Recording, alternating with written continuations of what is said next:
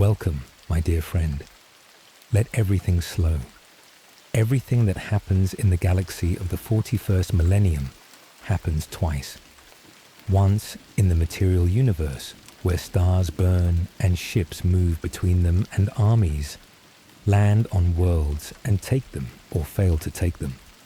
And once somewhere else, in a dimension that lies alongside the material universe at every point, touching it everywhere, occupying no distance and no duration, an ocean without shores that has as many names as there are peoples who fear it. The Imperium calls it the Warp. Its scholars, when they want a word with less dread attached, call it the Immaterium, or the Empyrean, or the Ether. The Eldari, who understand it better than anyone alive and have paid more for that understanding than any other people, call it the Sea of Souls. That last name is the honest one. Tonight we begin with the sea itself, because nothing that swims in it can be understood before the water is. A place with no geography. Start with what the warp is not, since the mind reaches for the wrong picture almost at once. It is not a region of space. There is no direction you can point a ship in order to arrive at it, no coordinate that describes where it begins. It does not sit beyond the galaxy's edge or beneath its plane. Every point in the material universe has a corresponding presence in the warp, and the two exist in contact along their whole extent, separated by something closer to a membrane than to a distance. It is not, in any stable sense, a place with features. Real space has structure. Mass draws things together. Orbits persist. A world found once can be found again in the same position 10,000 years later. The warp holds nothing still.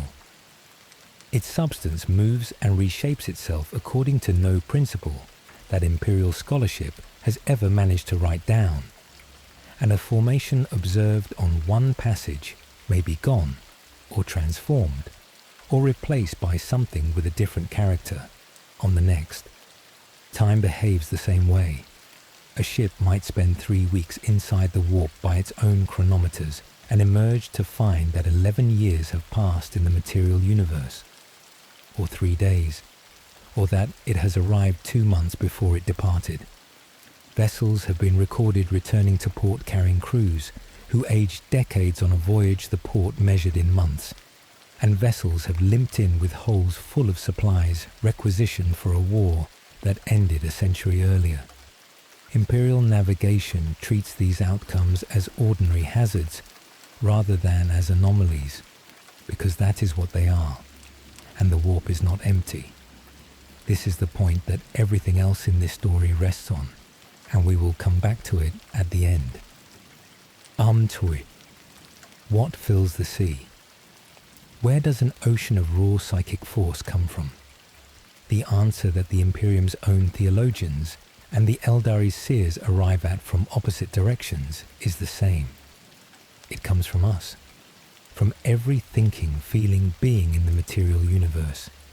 Emotion, thought, terror, hope, appetite, grief, all of it bleeds across the membrane and pools in the warp, and the sea rises and falls with the psychic weather of a galaxy full of minds.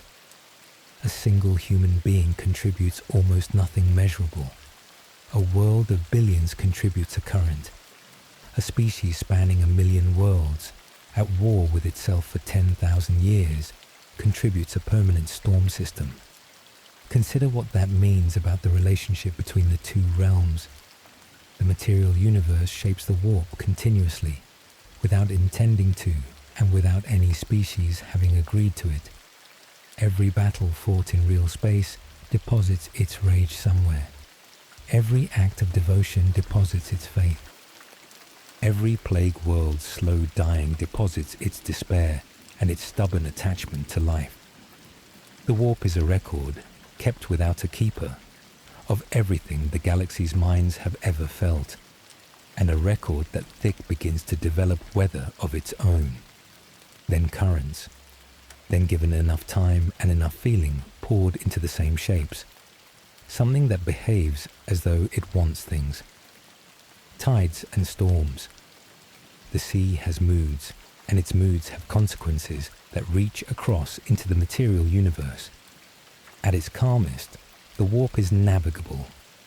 Currents run in usable directions, the membrane holds, and a vessel with a competent navigator can cross thousands of light years in a matter of weeks. Imperial commerce, imperial reinforcement, imperial rule itself all depend on the sea staying reasonably quiet.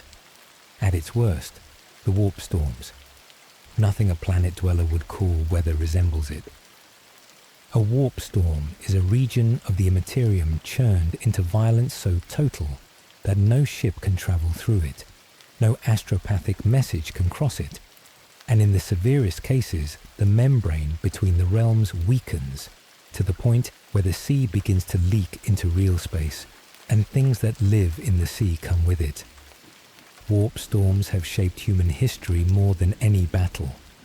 The age of strife, the long collapse that ended humanity's first golden age and left the species scattered and dark and warring, was caused in large part by a period of warp storms so severe that interstellar travel and communication became near impossible for thousands of years.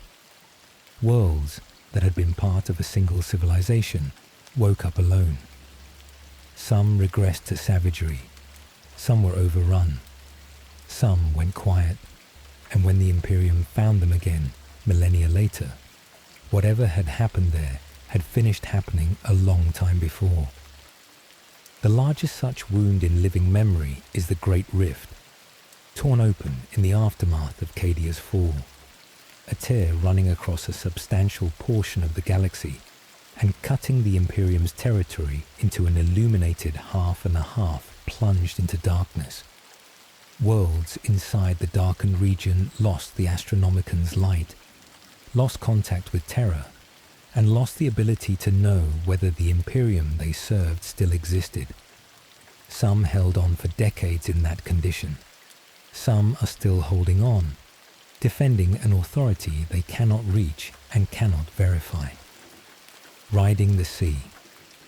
Practical travel across the warp deserves a section of its own, because it is the daily point of contact between the two realms and the place where most people encounter the sea at all. A void ship crossing between star systems does not fly through real space at impossible speed. It opens a passage, translates its hull into the immaterium, and rides the currents there before translating back. Distance in the warp bears an unreliable relationship to distance in real space. And that unreliability is the whole point. A voyage that would take 10,000 years at sublight speed can be done in a month by a vessel willing to enter the sea. Two things keep the ship and its crew alive during that month. The first is the Geller field, a shell of protective energy projected around the hull, holding the warp substance at bay and maintaining a bubble of coherent reality inside which a ship and its people can continue to exist as themselves. When a Geller field fails in transit, and they do fail, the results range from a vessel never arriving anywhere to a vessel arriving with a crew that has been changed into something the boarding parties are ordered to burn rather than examine. Imperial records of derelicts recovered from the warp are kept restricted for that reason, and the crews assigned to recover them are rarely told what they are looking for. The second is the navigator. Navigators are members of ancient sanctioned mutant houses, born with a third eye that looks upon the warp without intermediary, and they steer by sight in a medium where no instrument works. A navigator's gaze is lethal to ordinary humans. They are veiled aboard their own ships. They are also, by long tradition and by necessity, treated with a wary respect that sits oddly inside an Imperium that burns mutants elsewhere as a matter of doctrine. The Imperium needs them, so the Imperium makes an exception. and the exception is written into law and resented by the pious.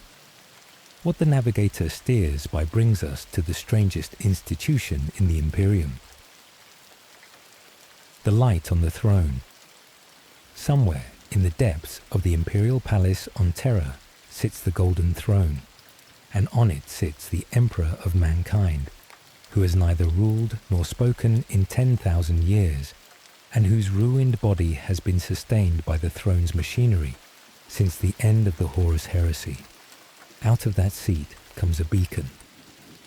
The Astronomicon, a psychic lighthouse projected across the warp, visible to navigators as a fixed point in a medium that has no other fixed points. Without it, warp travel is possible only in short blind jumps between systems already known and mapped, and an interstellar empire of 1,000,000 worlds becomes an impossibility. With it, a navigator has something to take a bearing from.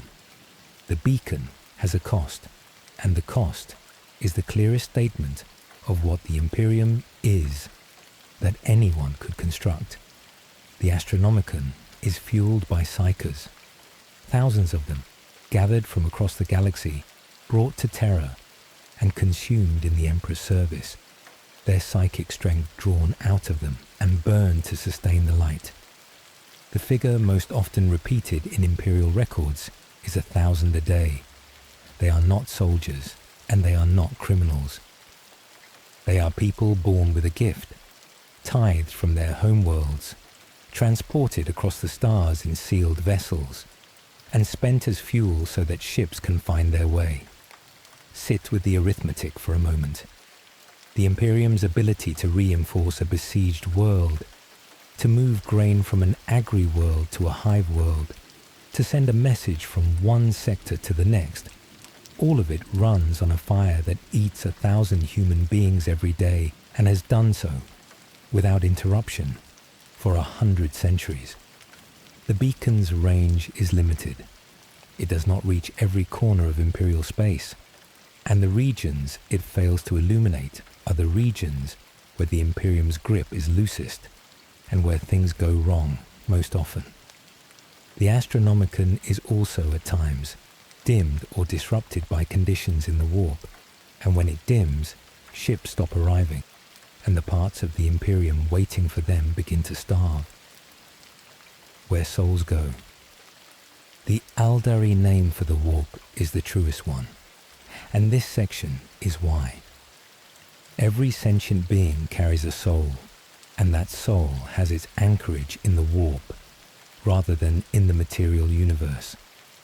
A living mind exists across the membrane, its body on one side and its soul on the other, and death severs the anchor and releases the soul back into the sea it came from.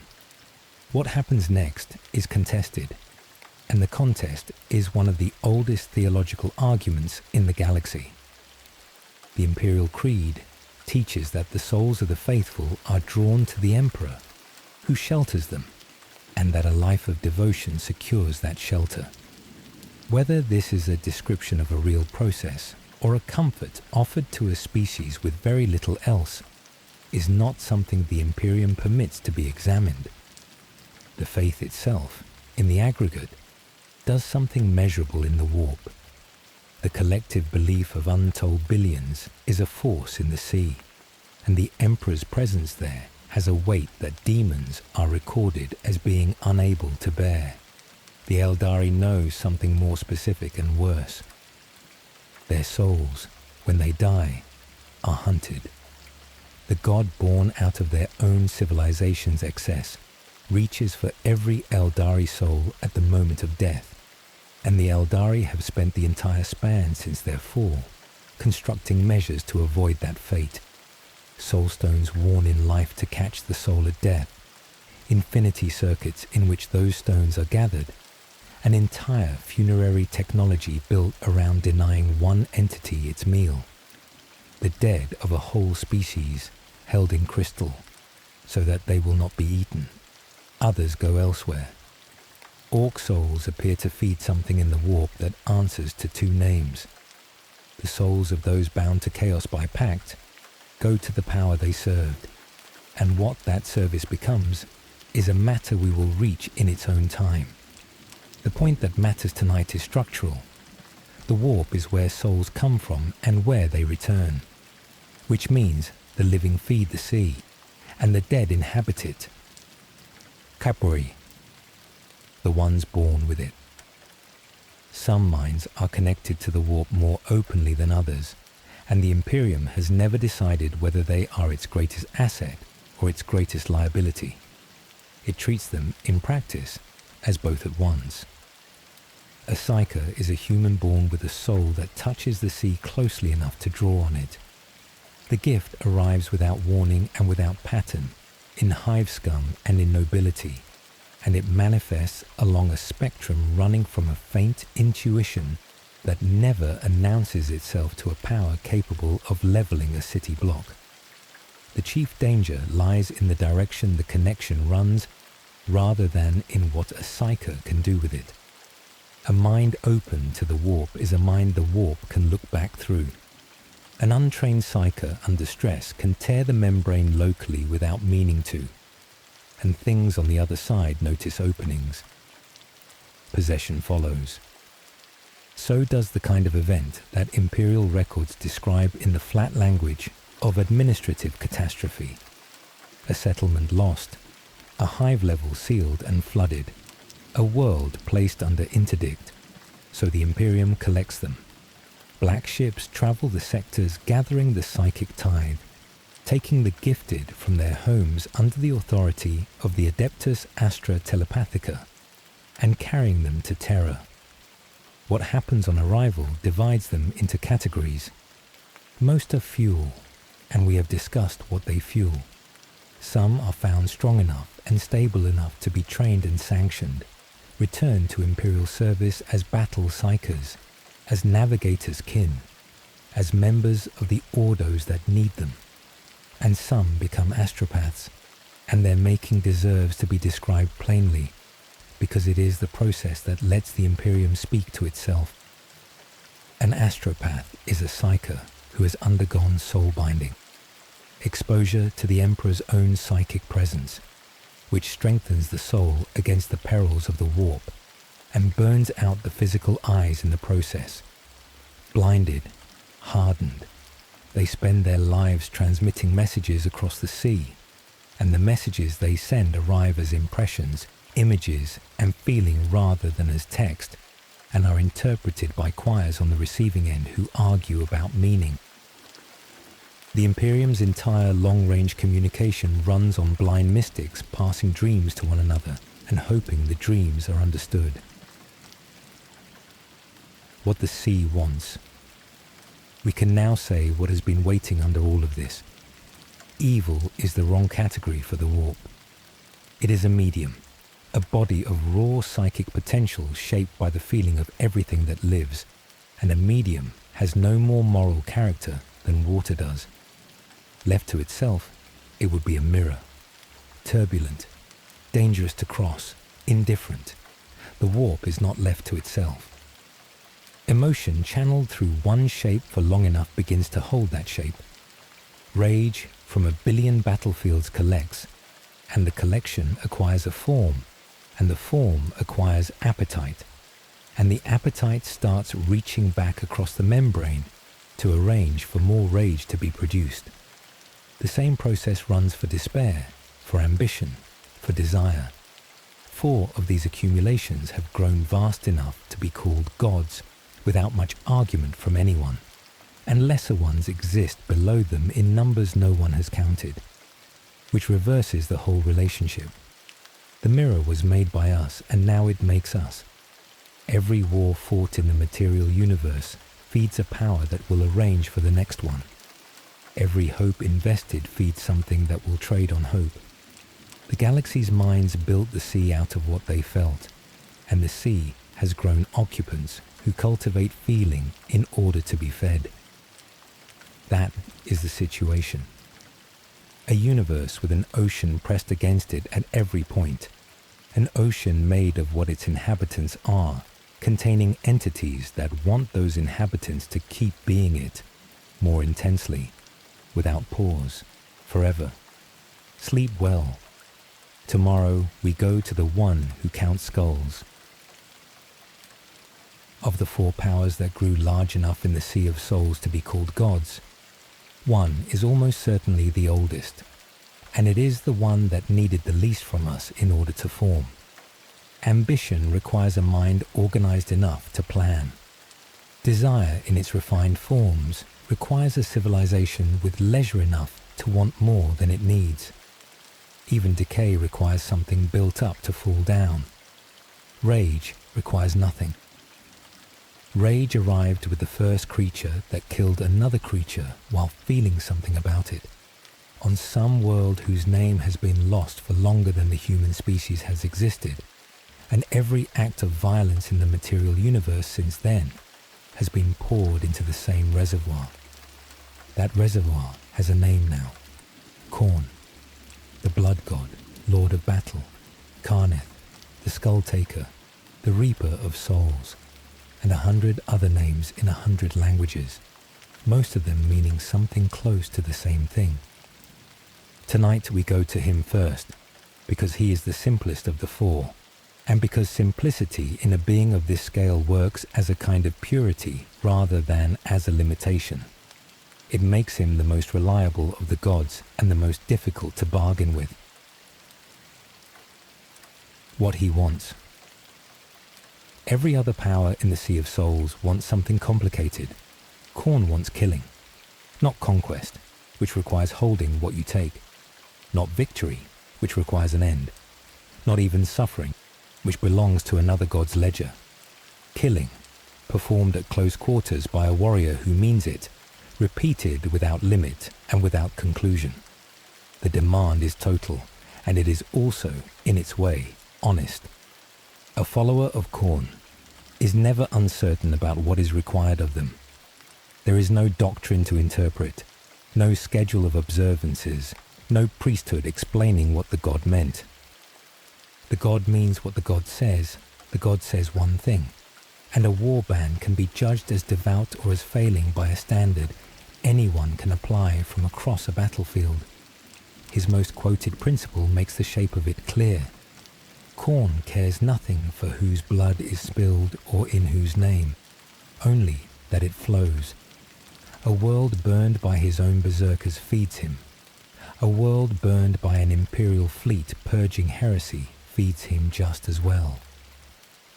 2 imperial regiments who turn on each other over a supply dispute in a trench on a forgotten front feed him, and neither regiment will ever know it. Consider what that does to the strategic position of every power in the galaxy. The Imperium wages 10,000 years of unbroken war in the name of protecting humanity from chaos. And every campaign in that war deposits an offering at the foot of a throne nobody in the chain of command believes in. The Brass Citadel. Each of the 4 powers holds a domain within the Sea of Souls, shaped out of that power's own nature, and Khorne's is the least ambiguous landscape in the realm of chaos. His territory is a wasteland of blasted rock and iron under a sky the color of a wound, cut through by rivers and lakes of blood that run without any source and drain into nothing. Nothing grows.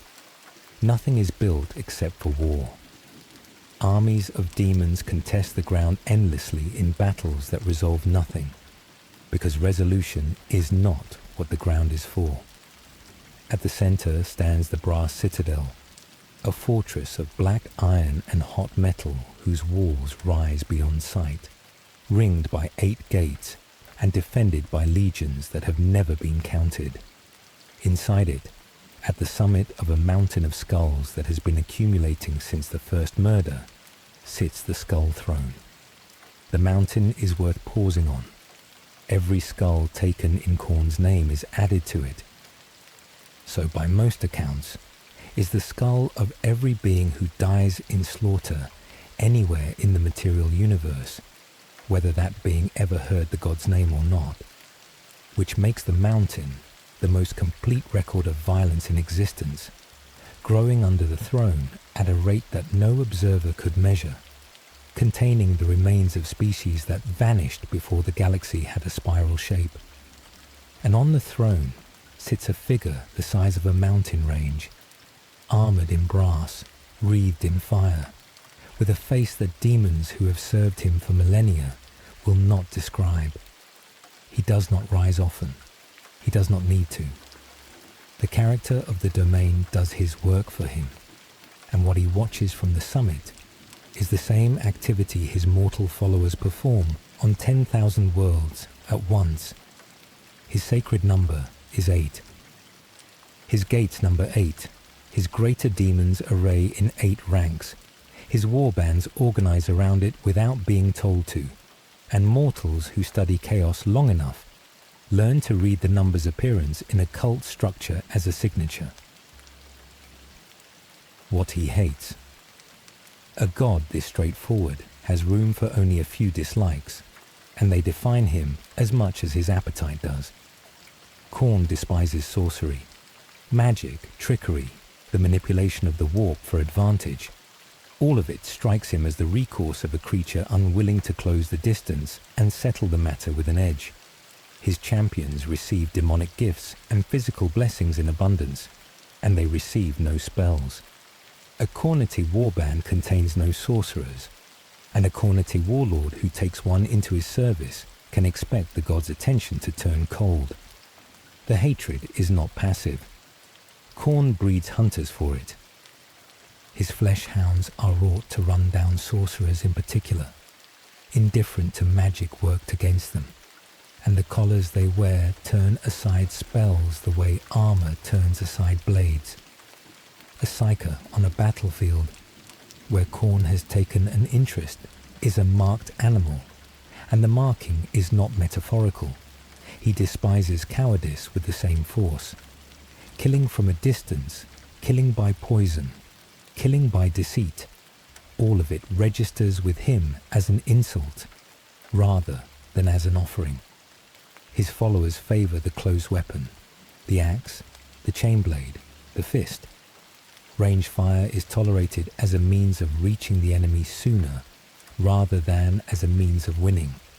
And above every other hatred, above sorcerers and cowards, and the Imperium and the loyal dead, Khorne hates Slaanesh. The enmity between those two is the oldest and most bitter feud in the great game, and we will come to its structure in its own part. For now, the shape of it. Slaanesh represents indulgence, refinement, sensation cultivated as an art, the treatment of experience as something to be savoured. Khorne recognizes in that the exact opposite of what he is, and the recognition drives him into a fury that neither the architect of fate nor the lord of decay can provoke in him. Chane, the ones who serve him there. The demons of Khorne come in a hierarchy as blunt as their master. Bloodletters are the foot soldiers, red-skinned and horned, gathered in legions and armed with hell blades that leave wounds no ordinary medicine addresses. They advance. They do not maneuver. Their entire tactical repertoire consists of arriving. Above them stand the bloodthirsters, greater demons, winged and enormous, carrying axe and lash, each one an individual with a name and a history, and a temper that has broken worlds. A bloodthirster manifesting in real space is an event that adjusts the strategic assessment of an entire war zone. They are also, in their own realm, generals in Khorne's endless campaigns, and they fight one another for the god's regard as readily as they fight anyone else. Beasts serve alongside them, juggernauts, brass and muscle and hooves ridden into the line, flesh hounds coursing ahead of the advance, engines built out of skulls and demonic fire, dragged forward by things that were once warriors. And one figure among the bloodthirsters deserves his own account, because his story says more about Khorne than any description of the god could. Skarbrand was Khorne's greatest servant, the foremost of his bloodthirsters, and at the height of his standing, he was manipulated into striking his own god. The story is that Slaanesh arranged it, whispering to him until he believed he could take the throne. He crossed the brass citadel and swung at the figure on the summit, and Khorne, in response, did not destroy him.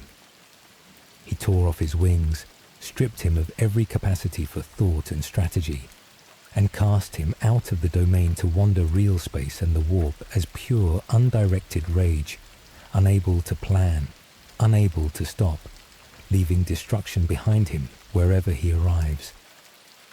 Sit with the logic of that punishment. Khorne took his best commander and reduced him to nothing but the god's own core quality, and in doing so, he made him more useful rather than less.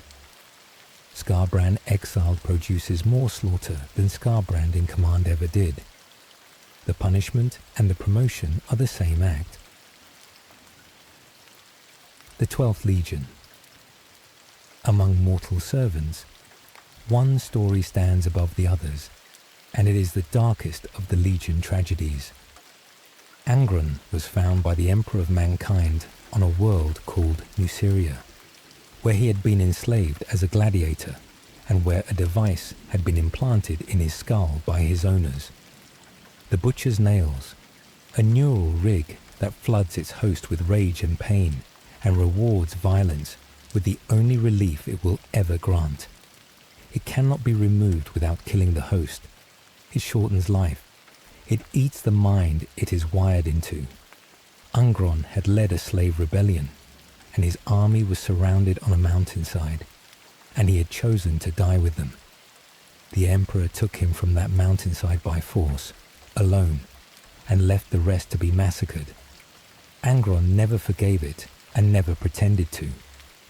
He went to war for a father he hated, at the head of a legion he had not asked for, carrying a device that would not let him think clearly for more than a few hours at a stretch. What he did with that legion is the part that matters here. He had the Butcher's Nails implanted into his own sons, not a few volunteers. The Legion. Thousands of space marines fitted with a device designed by slavers to destroy the mind of whoever wore it, at the insistence of their own Primarch, who wanted them to understand what he was and could think of no other way to explain it. The 12th Legion took the name World Eaters and became the most feared shock force of the Great Crusade, and then the most feared thing the heresy produced. Their assault doctrine was to arrive and to keep going, until nothing in front of them moved. Command structures dissolved under the nails. Officers stopped issuing orders because officers stopped being able to hold a thought long enough to issue one. Angron ascended at the end of that road, elevated out of his ruined body into demonhood, and what he became is a demon prince of Khorne, whose appearances in the millennia since have cost the Imperium more than most Black Crusades. Khorne, and the night the Legion broke. One more figure from that Legion, because he explains what Khornate devotion does to an organization over time. Khorne was Angron's equerry, the most disciplined of the World Eaters, the officer who held the Legion together when the nails made holding anything together nearly impossible. He was the reasonable one. That is the detail people forget. After the heresy, on a world called Scalathrax, the World Eaters and the Emperor's children fought a war against each other in the wreckage of their alliance. Scalathrax's knights killed anything left outside, and both forces broke off the fighting at dusk to take shelter in the ruins. Khorne set the shelters on fire. He went through the ruins with a flamer, burning out the buildings on both sides, driving World Eaters and Emperor's children alike into the lethal night, and then he killed whatever was still standing without distinguishing between them. When the night ended, the 12th Legion had ceased to exist as a legion. What remained were warbands, scattered and self-directed, and they have been that ever since. The name he carries now is Betrayer, and the Imperium's records treat him as an emblem of what chaos makes of a soldier. The more precise reading is that Khorne got what Khorne always wants from a follower, which is everything, and that Khan's discipline was the last thing to go, rather than the first. The ones who serve him here.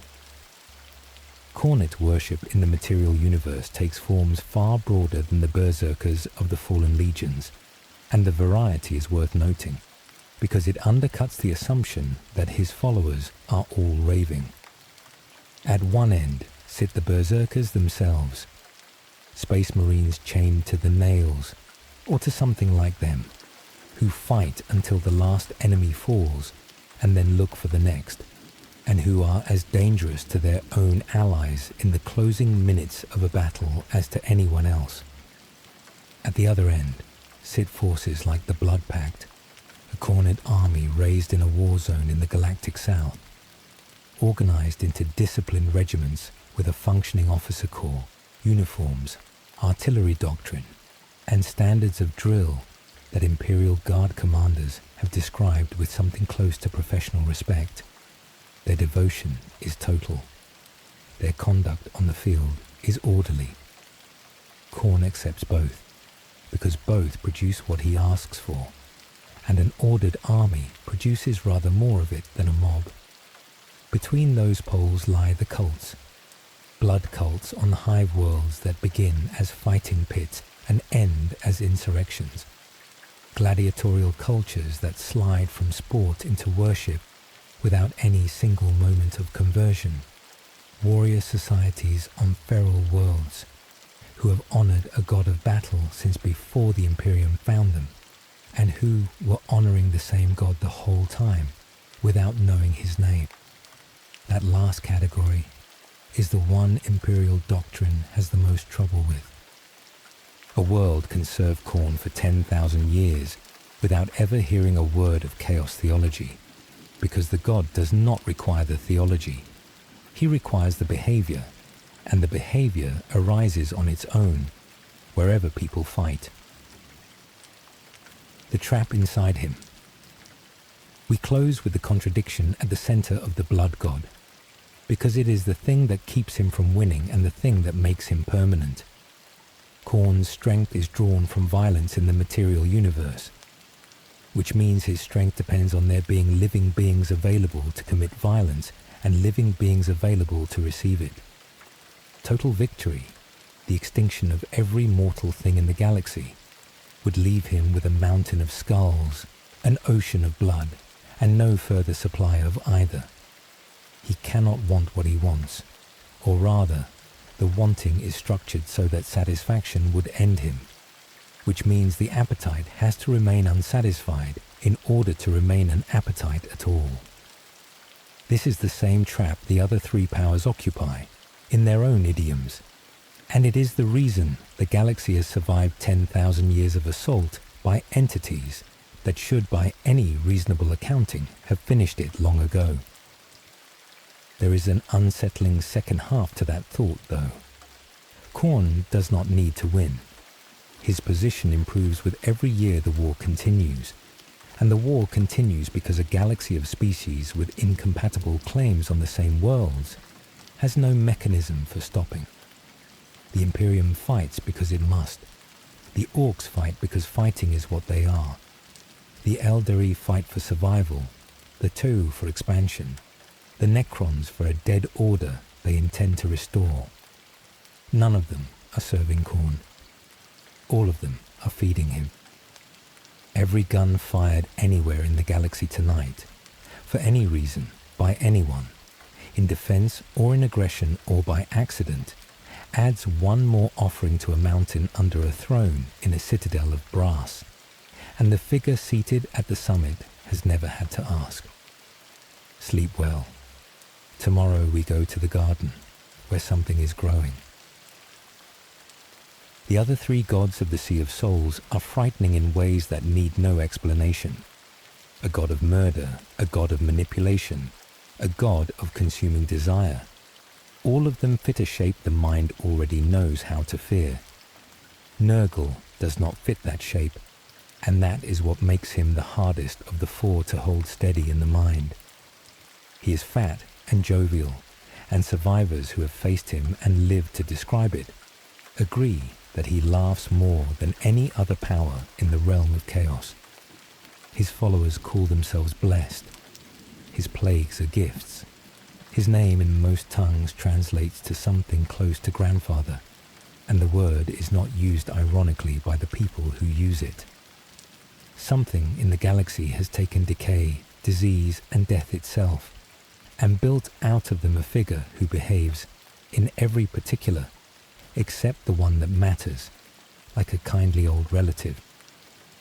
Tonight we sit with the God who makes joy out of rot, and we try to understand why that combination works. And the third God, and why he formed. Rage needed no civilization to produce it. Nurgle needed slightly more. He needed things capable of decaying, which means he needed life complex enough to have a body that could fail, and time enough for failure to become a subject minds return to again and again. Consider what that means about his age relative to the others. Every organism that has ever sickened, ever aged, ever watched its own body betray it despite intention and effort, has poured something into the same reservoir. Every plague world, every quiet fear of the body's decline, every funeral held for a being that wore out rather than died in battle. All of it belongs to Nurgle's accumulation, rather than to anyone else's. And unlike Khorne's reservoir, which is fed by an act, Nurgle's is fed by a condition. You do not have to do anything to feed him. You only have to be a mortal thing, in a body that ages, waiting. That difference explains something important about how he operates. Khorne's followers seek him out through violence. Nurgle does not need to be sought. He arrives. What he offers. Here is the turn that makes Nurgle the strangest of the four, and worth taking slowly, because the strangeness is the whole point. Where the other gods promise power, sensation, or knowledge, in exchange for something the follower gives up, Nurgle offers acceptance. His creed, repeated across 1,000 plague cults in slightly different words, comes down to a single proposition. Everything dies, everything rots, everything fails, and fighting this fact is where suffering comes from. Accept the process. Welcome it. Let the grandfather's gifts take root, and the fear that has haunted every mortal thing since the first creature understood its own mortality dissolves into something closer to comfort. His gifts are diseases, delivered as blessings, and received as such by those who have taken his mark. A follower granted the grandfather's favor does not sicken in the way an untouched mortal sickens. The disease becomes part of them, sustains them. In some cases, replaces functions their original body can no longer perform. Rotting flesh continues to move. Failing organs continue to serve.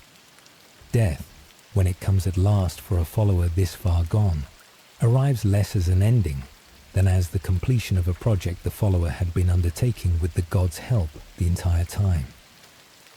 Nurgle's rot, the signature plague that carries his name most closely, has appeared across the material universe on world after world, spreading through populations that had no idea what they were being introduced to. It kills the untouched. It does something else to the willing, and the distinction between those two outcomes is the entire theology in practice. Chai. What sits underneath the comfort? It would be easy to stop here and treat Nurgle as the sympathetic one, the god whose bargain at least has an internal logic a frightened mortal might understand. That reading misses the trap, and the trap is worth naming clearly. Acceptance of decay, taken far enough, becomes indifference to everything decay touches, which is everything. A cult that has taken the grandfather's teaching all the way in stops fighting for the crops that fail, The child who sickens, the city that starves. Why resist what is natural? Why grieve what was always going to happen? The comfort Nurgle offers is real, and it is purchased by surrendering the will to resist anything at all, including things a healthy mind would resist without a second thought. His plagues do not discriminate between the deserving and the innocent, because the category of deserving means nothing to him. A world can be devoted entirely to his worship and still be consumed by a rot that shows no particular tenderness toward the faithful, because the faith was never a request for exemption. It was an invitation to stop minding. That is the shape of the bargain underneath the laughter. Not pain traded for power, not desire traded for servitude, but the removal of the one thing that makes suffering bearable, the belief that resistance means something. Take that belief away gently enough, with enough warmth and enough patience, and a mortal will hand it over willingly and call the exchange a gift. The Garden of Nurgle. His domain in the realm of chaos is called the Garden, and the name holds true down to nearly every detail except the one a visitor expects. It is lush. Vegetation grows without limit across swamps that never drain, under a sky the color of an old bruise, and the growth is fed by decomposition on a scale no material world could sustain. Bodies feed the soil. The soil feeds the plants. The plants grow monstrous and beautiful in the same breath. Blooms the size of houses opening over pools, where things that used to be mortal continue, in some diminished way, to exist. Nothing in the garden is static. Nothing is finished decaying, and nothing has stopped growing either. The two processes run at once, feeding each other, and the result reads less like a wasteland than like the most fertile ground imaginable, if fertility is measured by output rather than by what the output consists of. At its center, in a manner built from the same rot as everything around it, Nurgle keeps his hall, and he is often found there in genuine good humor, tending gardens of his own with a care that would look, from a distance and without context, like devotion. His three principal heralds embody the aspects of his gift. Epidemius keeps the grandfather's gardens tally, a vast ledger recording every plague and every death attributed to it across the material universe. His devotion expressed through the meticulous keeping of a record that will never be finished, because the subject it records will never stop growing. Kugath Plaguefather, greatest of the great unclean ones, brews cauldrons of disease with a craftsman's patience, testing each new plague on himself first, out of what, by his own accounting, is genuine care for the quality of what he distributes, and the blessed three, whose names are less spoken, carry his gifts to the corners the greater servants do not reach. The grandfather's feud. Every power in the realm of chaos holds one enmity sharper than the rest, and Nurgle's runs toward Tzeentch, rather than toward the god his brother-in-arms Khorne despises above all others. The reasoning, laid out by those demonologists who have studied the great game closely enough to map its grudges, is a matter of temperament rather than doctrine. Tzeentch is change without end, plans folded inside plans, nothing ever allowed to settle into a final form. Nurgle is patience, repetition, the same process arriving at the same conclusion regardless of how cleverly anyone tries to avoid it. A schemer who spends 1,000 years perfecting a plot against decay will watch the plot decay anyway, on schedule, and Nurgle finds a great deal of quiet amusement in the watching. Their armies meet more often than any single campaign would suggest, because the two powers are drawn to the same territory for opposite reasons. Tzeentch wants to remake it, and Nurgle wants to let it finish the process it was already engaged in. Neither god commits the whole of his strength to these clashes. Both appear content to let the rivalry run indefinitely, which is, in its own way, the outcome each of their natures would produce regardless of intention. Great unclean ones and their kin. Nurgle's demons carry his temperament as clearly as Khorne's carry the blood god's fury, which is to say they are, almost without exception, in a good mood. Plague-bearers are his rank and file, single-eyed, bloated, moving without haste, because there is nothing to hurry toward and nothing that will not still be there when they arrive. They carry the rot on contact, and they are, by demon standards, courteous about it, often expressing what reads as genuine sympathy for the mortals they are in the process of infecting. Nurglings are smaller, born from the very substance of the garden, mischievous rather than malicious, swarming over battlefields in numbers that individually mean little and collectively mean quite a lot. They are, by most accounts, closer to playful than to threatening, which does nothing to reduce the danger of standing near enough for a swarm of them to take an interest. Great unclean ones stand above them, colossal, patient, wielding plague and blade with equal ease, and their names in imperial records read like an index of catastrophe, Kugath, and dozens of others less famous but no less devoted, each tending some particular strain of the grandfather's work, with the focus of a gardener who has found the one plant worth a lifetime's attention. Mortarion, who hated the warp. The mortal story attached to Nurgle is, like Khorne's, a story about a Primarch, and it is the strangest of the 18, because it begins with total rejection of the very thing its subject would later embody. Mortarion was raised on Barbarous, a world thick with poisonous fog, ruled by warlocks who used the warp as an instrument of tyranny over a population that had no defense against it. He grew up hating sorcery in every form, hating the warp itself as the source of every cruelty he had witnessed as a child, and when the Emperor found him, he threw himself into the Great Crusade as, among other things, a hunter of psychers and witches, more zealous in that pursuit than almost any other Primarch. His legion, the Death Guard, built a reputation for endurance rather than speed, for holding ground under conditions that broke other forces, and Mortarion cultivated that reputation deliberately, training his sons to survive what nothing should survive. It stands as one of the bitterest ironies in the whole history of the heresy. This particular kind of endurance is what made the Death Guard perfect vessels for what came next. At Istvan III, ordered by Horus to bomb his own legion's positions with a virus that should have killed every living thing on the surface, Mortarion and his son survived the unsurvivable through sheer bodily stubbornness, and something in the warp took notice of that stubbornness. What Nurgle offered in the aftermath was not corruption in the sense the word usually carries.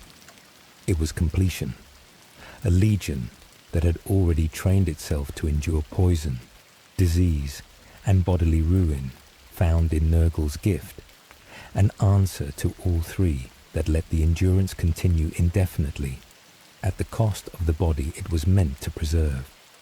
Mortarion, the Psyker hunter, the Primarch, who hated the warp with more sincerity than any of his brothers, ascended to become a demon prince of the power most steeped in the very force he had spent his life despising.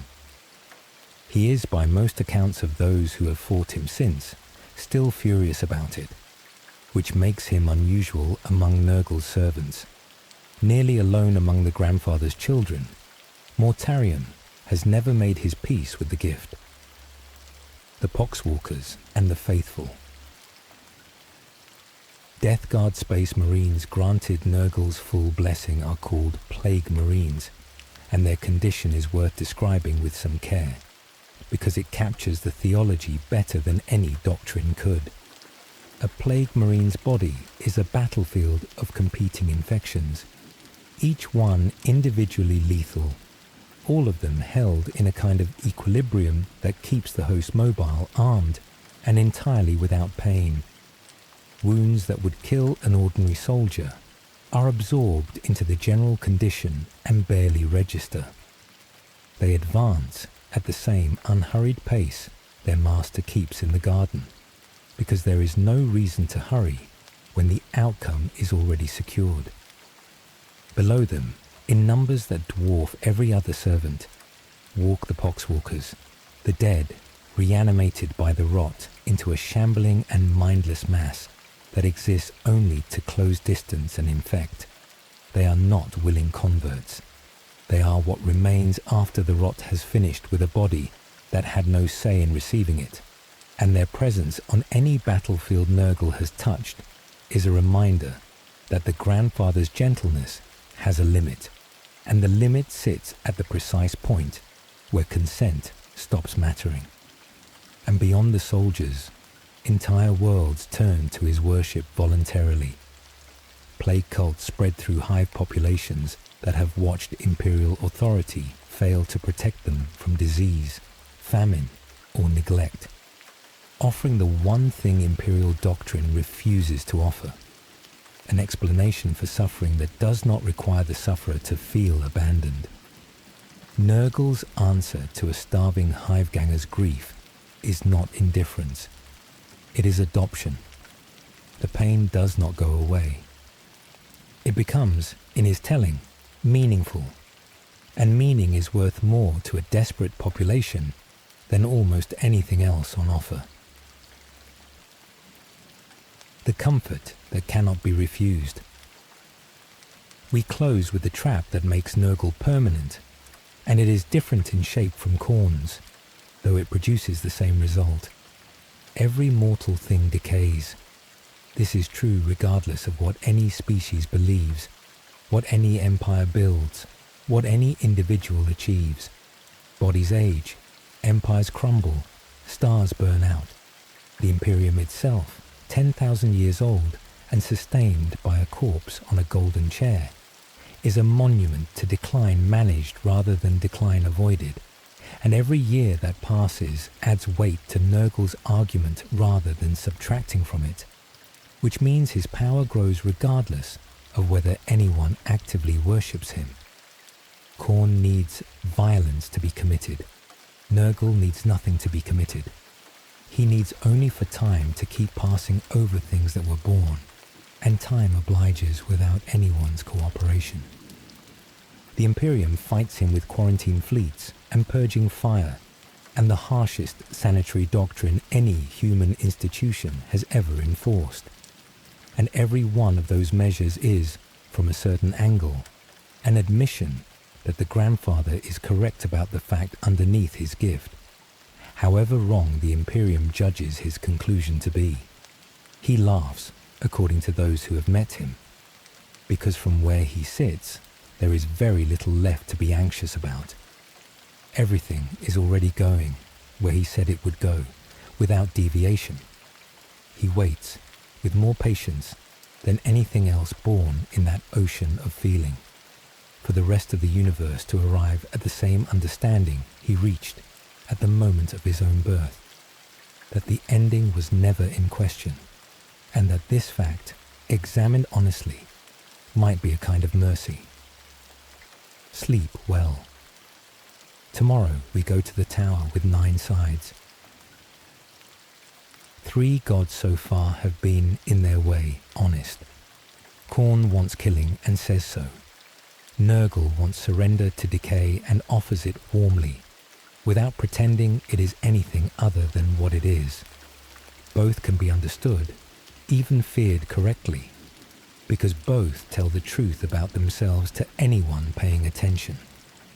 The 4th god does not work that way, and nothing about him should be trusted, including anything said about him tonight, including by the demonologists whose research this account draws on, including, in the most unsettling reading available, by the god himself about his own nature. His name is Tzeentch, Lord of Change, the great conspirator, the architect of fate, the changer of the ways. He is the god of ambition, sorcery, hope, scheming, and transformation.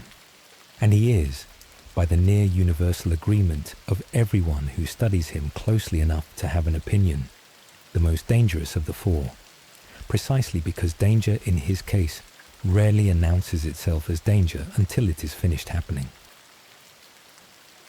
What grew him?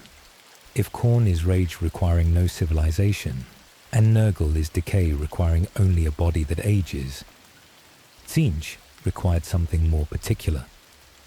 Minds capable of wanting more than they currently had, and clever enough to plan for it. Every ambition ever conceived fed him. Every scheme, every gambit, every act of hope that reached past present circumstance towards something better.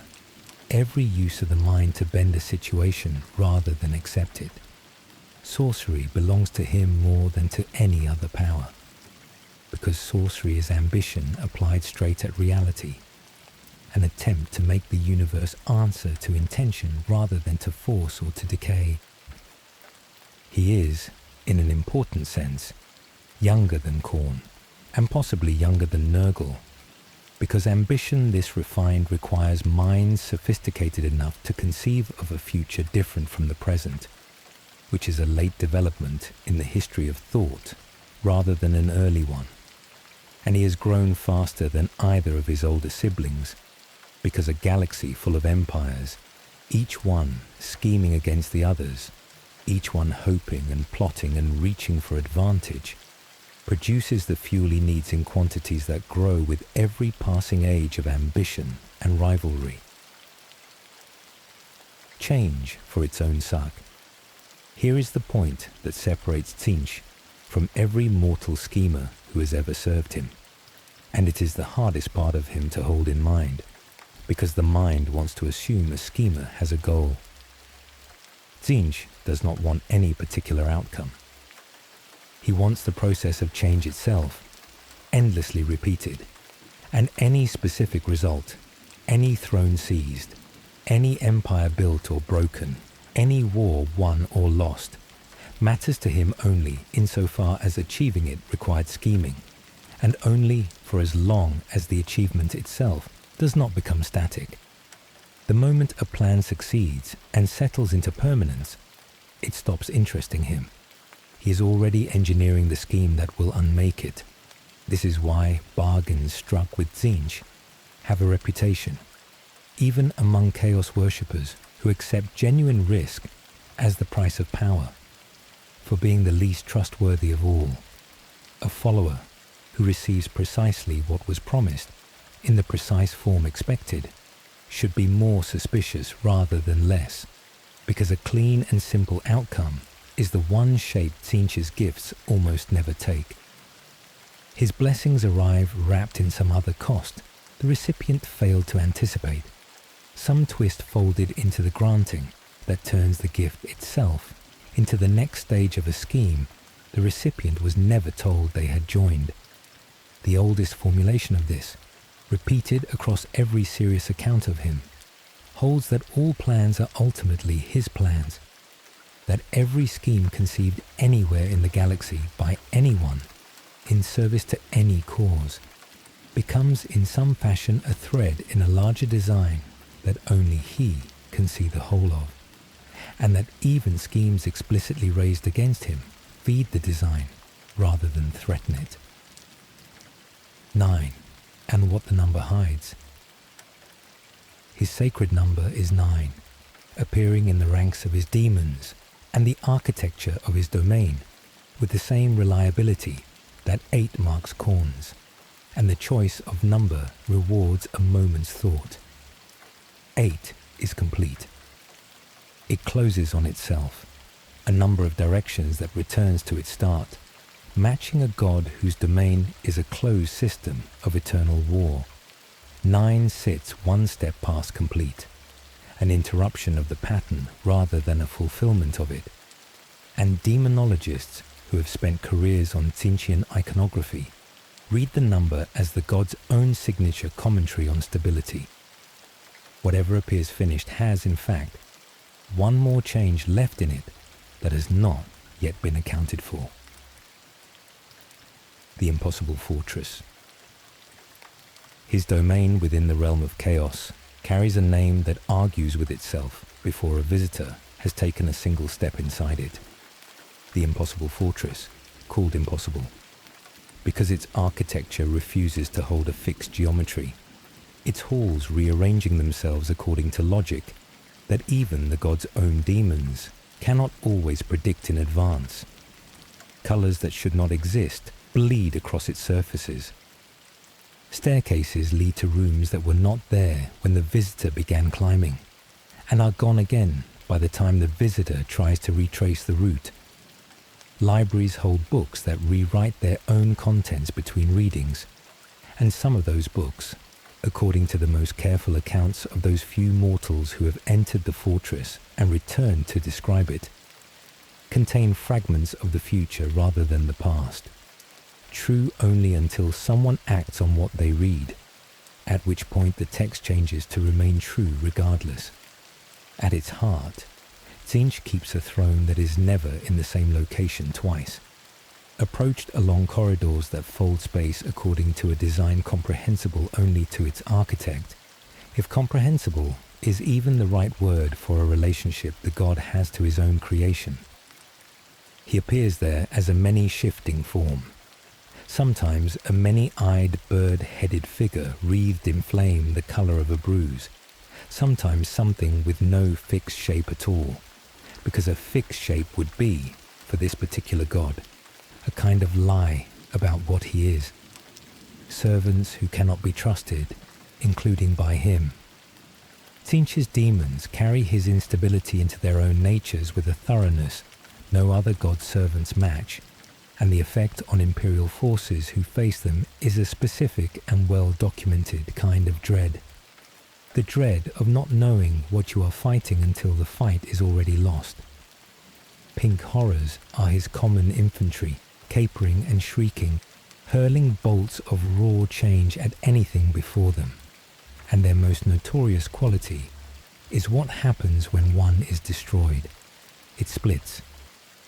Two blue horrors emerge from the ruin of one pink horror, smaller and more vicious, and if those are destroyed in turn, they split again into brimstone horrors, and the process continues until the sheer arithmetic of it has, on more than one recorded occasion, overwhelmed imperial forces who arrived expecting to fight one enemy and found themselves fighting an exponent.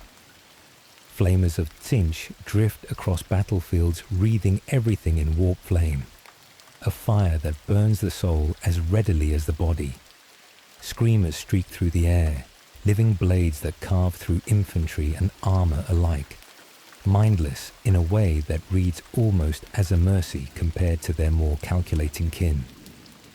Lords of change stand above them all, greater demons of towering intellect and terrible sorcery, each one a schemer in its own right, rather than merely an instrument of the god's design, plotting alongside Tzeentch as often as they plot for him, because a servant this intelligent was never going to be only a servant, and beneath all of them sits the strangest of Tzeentch's creations, the Changeling, a demon whose entire nature is impersonation, who has, by its own accounts of its own history, worn the faces of emperors and generals and gods across 10,000 years of mischief so thorough that no scholar can say with confidence which of the changeling's own stories about itself are true. Magnus, who wanted to save his father. The mortal story attached to Tzeentch is, like the others, a Primarch story, and it is perhaps the most tragic of the 18, because unlike Angron or Mortarion, Magnus the Red never wanted what he became. He was trying to prevent a catastrophe, and the attempt was the catastrophe. Magnus ruled Prospero, a world of scholars and sorcerers whose entire culture was built around psychic study, that the wider Imperium regarded with deep suspicion. He himself was a being of tremendous psychic power, one-eyed since a childhood accident whose true cause the records leave ambiguous, brilliant beyond nearly every other Primarch, and devoted without reservation to his father's great crusade despite practicing an art the Emperor's own edicts had begun to move against. When Magnus perceived, through his sorcery, that Warmaster Horus had turned to chaos and was moving against the Emperor, he tried to warn Terra. Imperial protocol forbade the kind of psychic communication he attempted, a prohibition the Emperor himself had instituted precisely because such openings into the warp were dangerous. Magnus used it anyway, judging the danger of silence greater than the danger of the breach, and the warning reached Terra garbled and incomplete, while the breach itself tore a wound into the Emperor's own webway project that doomed the endeavor, and, by extension, doomed a great deal else besides.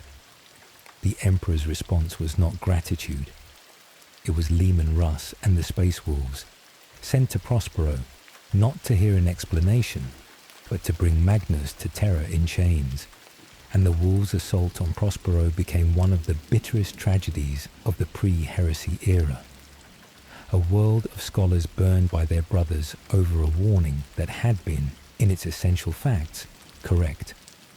Besieged, betrayed by the father he had tried to save, Magnus turned in desperation to the power his own scholarship had always danced closest to. Tzeentch offered rescue, and Magnus, watching his world and his sons die around him, accepted it. He and the surviving 1,000 sons were drawn into the great ocean, saved from annihilation and bound, from that point forward, to the god whose gift had saved them. The 1,000 sons and the curse of flesh. What happened to Magnus's legion afterward is one of the strangest fates in the whole of the heresy's long aftermath, and it illustrates Tzeentch's nature more precisely than almost anything else in his story.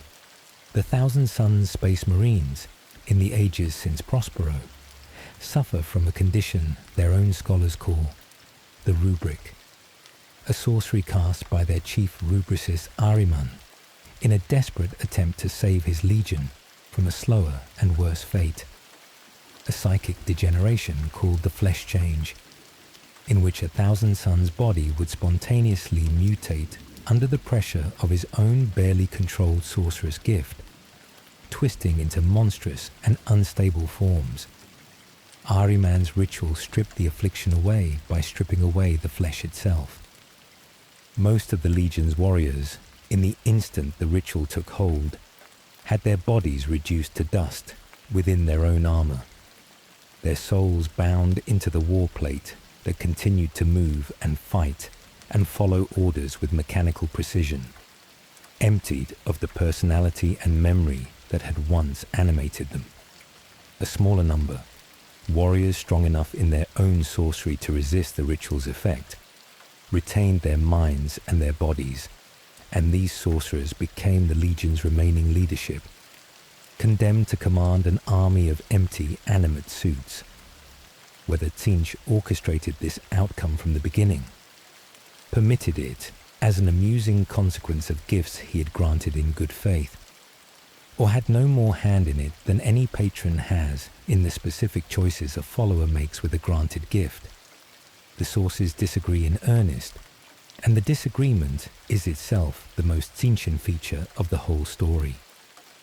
No one, including perhaps the god himself, can say with certainty which parts of the 1,000 Sons' fate were designed and which happened on their own, because for Tzeentch, the distinction between a plan and an accident may not be a distinction that means anything.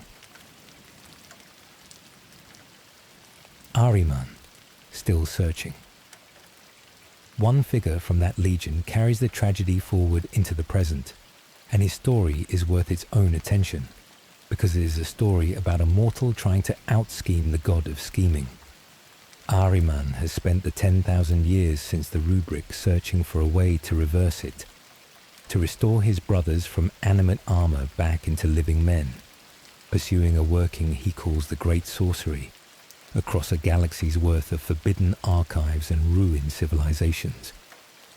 He has been exiled by his own legion for the attempt, hunted by inquisitors who consider his research an active threat regardless of its stated purpose, and opposed, more than once, by manifestations of Tzeentch's own will, as though the god who caused the affliction has taken a personal interest in making sure it is never undone.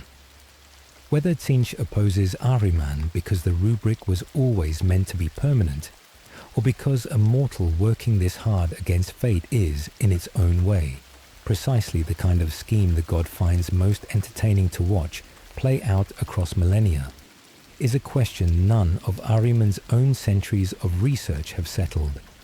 He continues anyway. It is, in the most literal sense available in this entire mythology, the only thing left for him to do. Undivided. Where the others wear a face, he wears all of them.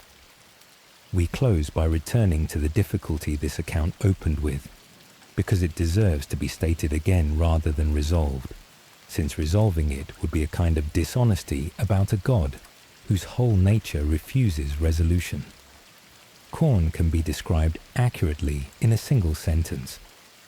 Nurgle's contradiction, joy built from rot, can be held in the mind and understood, even if the understanding is unsettling.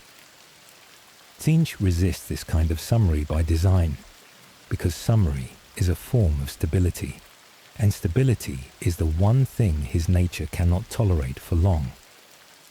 What can be said, with as much confidence as anything about him allows, is this: every ambitious act in the galaxy, every scheme laid by an imperial governor, or a rebel warlord, or a merchant guild, or a Xenos empire, every hope that pushed against the present moment and asked for something better, has fed him and continues to feed him, and will keep feeding him for as long as any mind anywhere keeps wanting a future different from its present.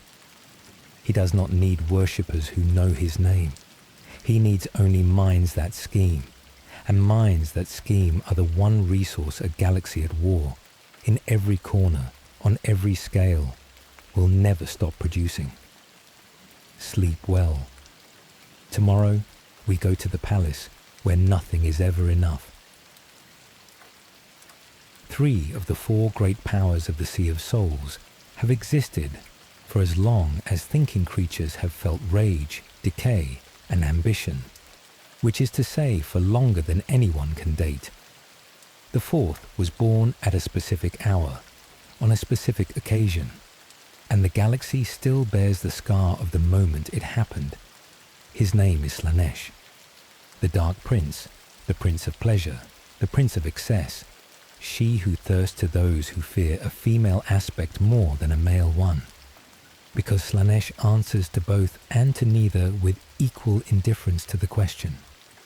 He is the youngest of the 4, and the birth that made him is the closest thing this mythology has to an origin story anyone can point to and say, here, this happened on this date, and the galaxy has not recovered. A people at the height of everything.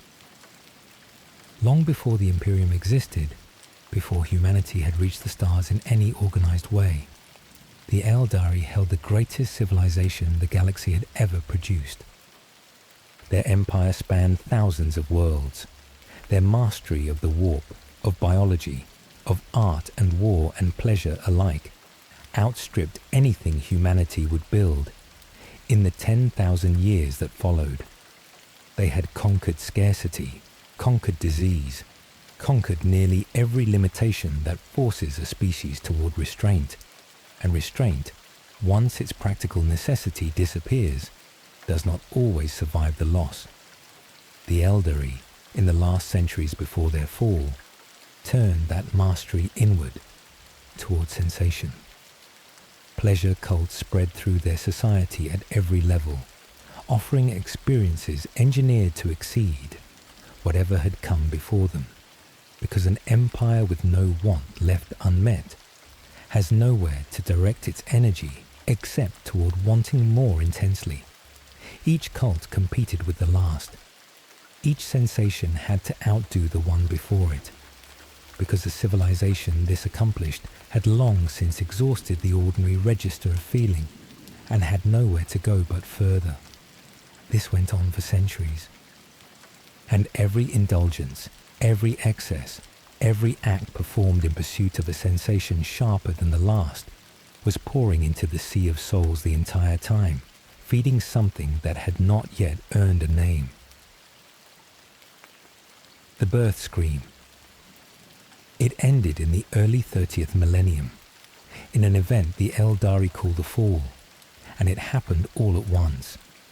The psychic pressure of that much excess, sustained for that long, by a species with that much raw power, reached a threshold, and something was born out of it. A new god, arriving into the realm of chaos in a single instant, with a birth scream that tore across the material universe, as well as the warp. Hundreds of worlds at the heart of the Eldari Empire were consumed in that instant, swallowed by the psychic implosion of their own god's arrival. And the region where it happened remains a wound in real space to this day, a churning tear now called the Eye of Terror. The scale of the loss defies ordinary description. Eldari records that survived treat the fall the way the rest of the galaxy treats an extinction event, because for the Eldari, it very nearly was one. A civilization that had spanned thousands of worlds and endured for longer than humanity has yet existed was reduced in the space of that single scream to scattered remnants. The craft worlds that fled into the void carrying what survivors they could gather. The Drukhari, who sank into the webway city of Khorne and built a society around outrunning the very hunger their ancestors had created, and a handful of others who found other ways to endure what was coming. What was coming was Slaanesh, whole and formed at the moment of arrival, already hungry, and already reaching for the one meal his birth had prepared for him beyond any measure the rest of the galaxy could match. Every Eldari soul, marked from that instant forward as his by right of origin. She who thirsts. This is the detail that separates Slaanesh's relationship with the Eldari from every other god's relationship with any other species, and it is worth sitting with head on, because nothing else in this mythology is quite this personal. An Eldari soul, unprotected, does not merely risk capture by Slaanesh upon death, the way a human soul might risk capture by whichever power has taken an interest in a given battlefield.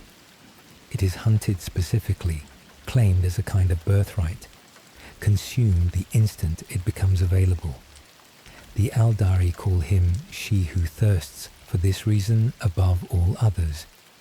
His existence is bound to the particular flavor of an Eldari soul, in a way it is bound to no one else's, closer than any distant predator among many. Every measure the Eldari have built since the fall exists to deny him that meal.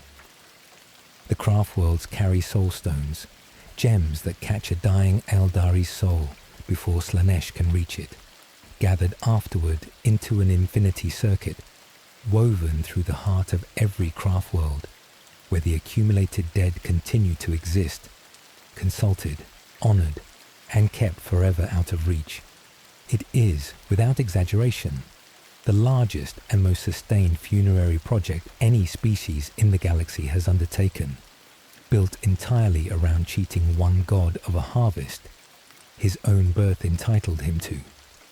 The Drukhari solve the same problem differently, and their solution is the darker of the two.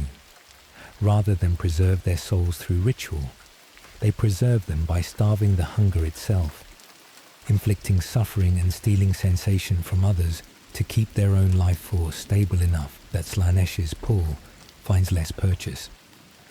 Every raid the Drukhari mount into real space, every soul harvested in Khorne's arenas, is in some sense an act of self-preservation against the god their ancestors created, which makes the Drukhari alone among all the peoples of the galaxy, an entire civilization organized around personal war with one specific deity. Isha, and the god who intervened for a prisoner.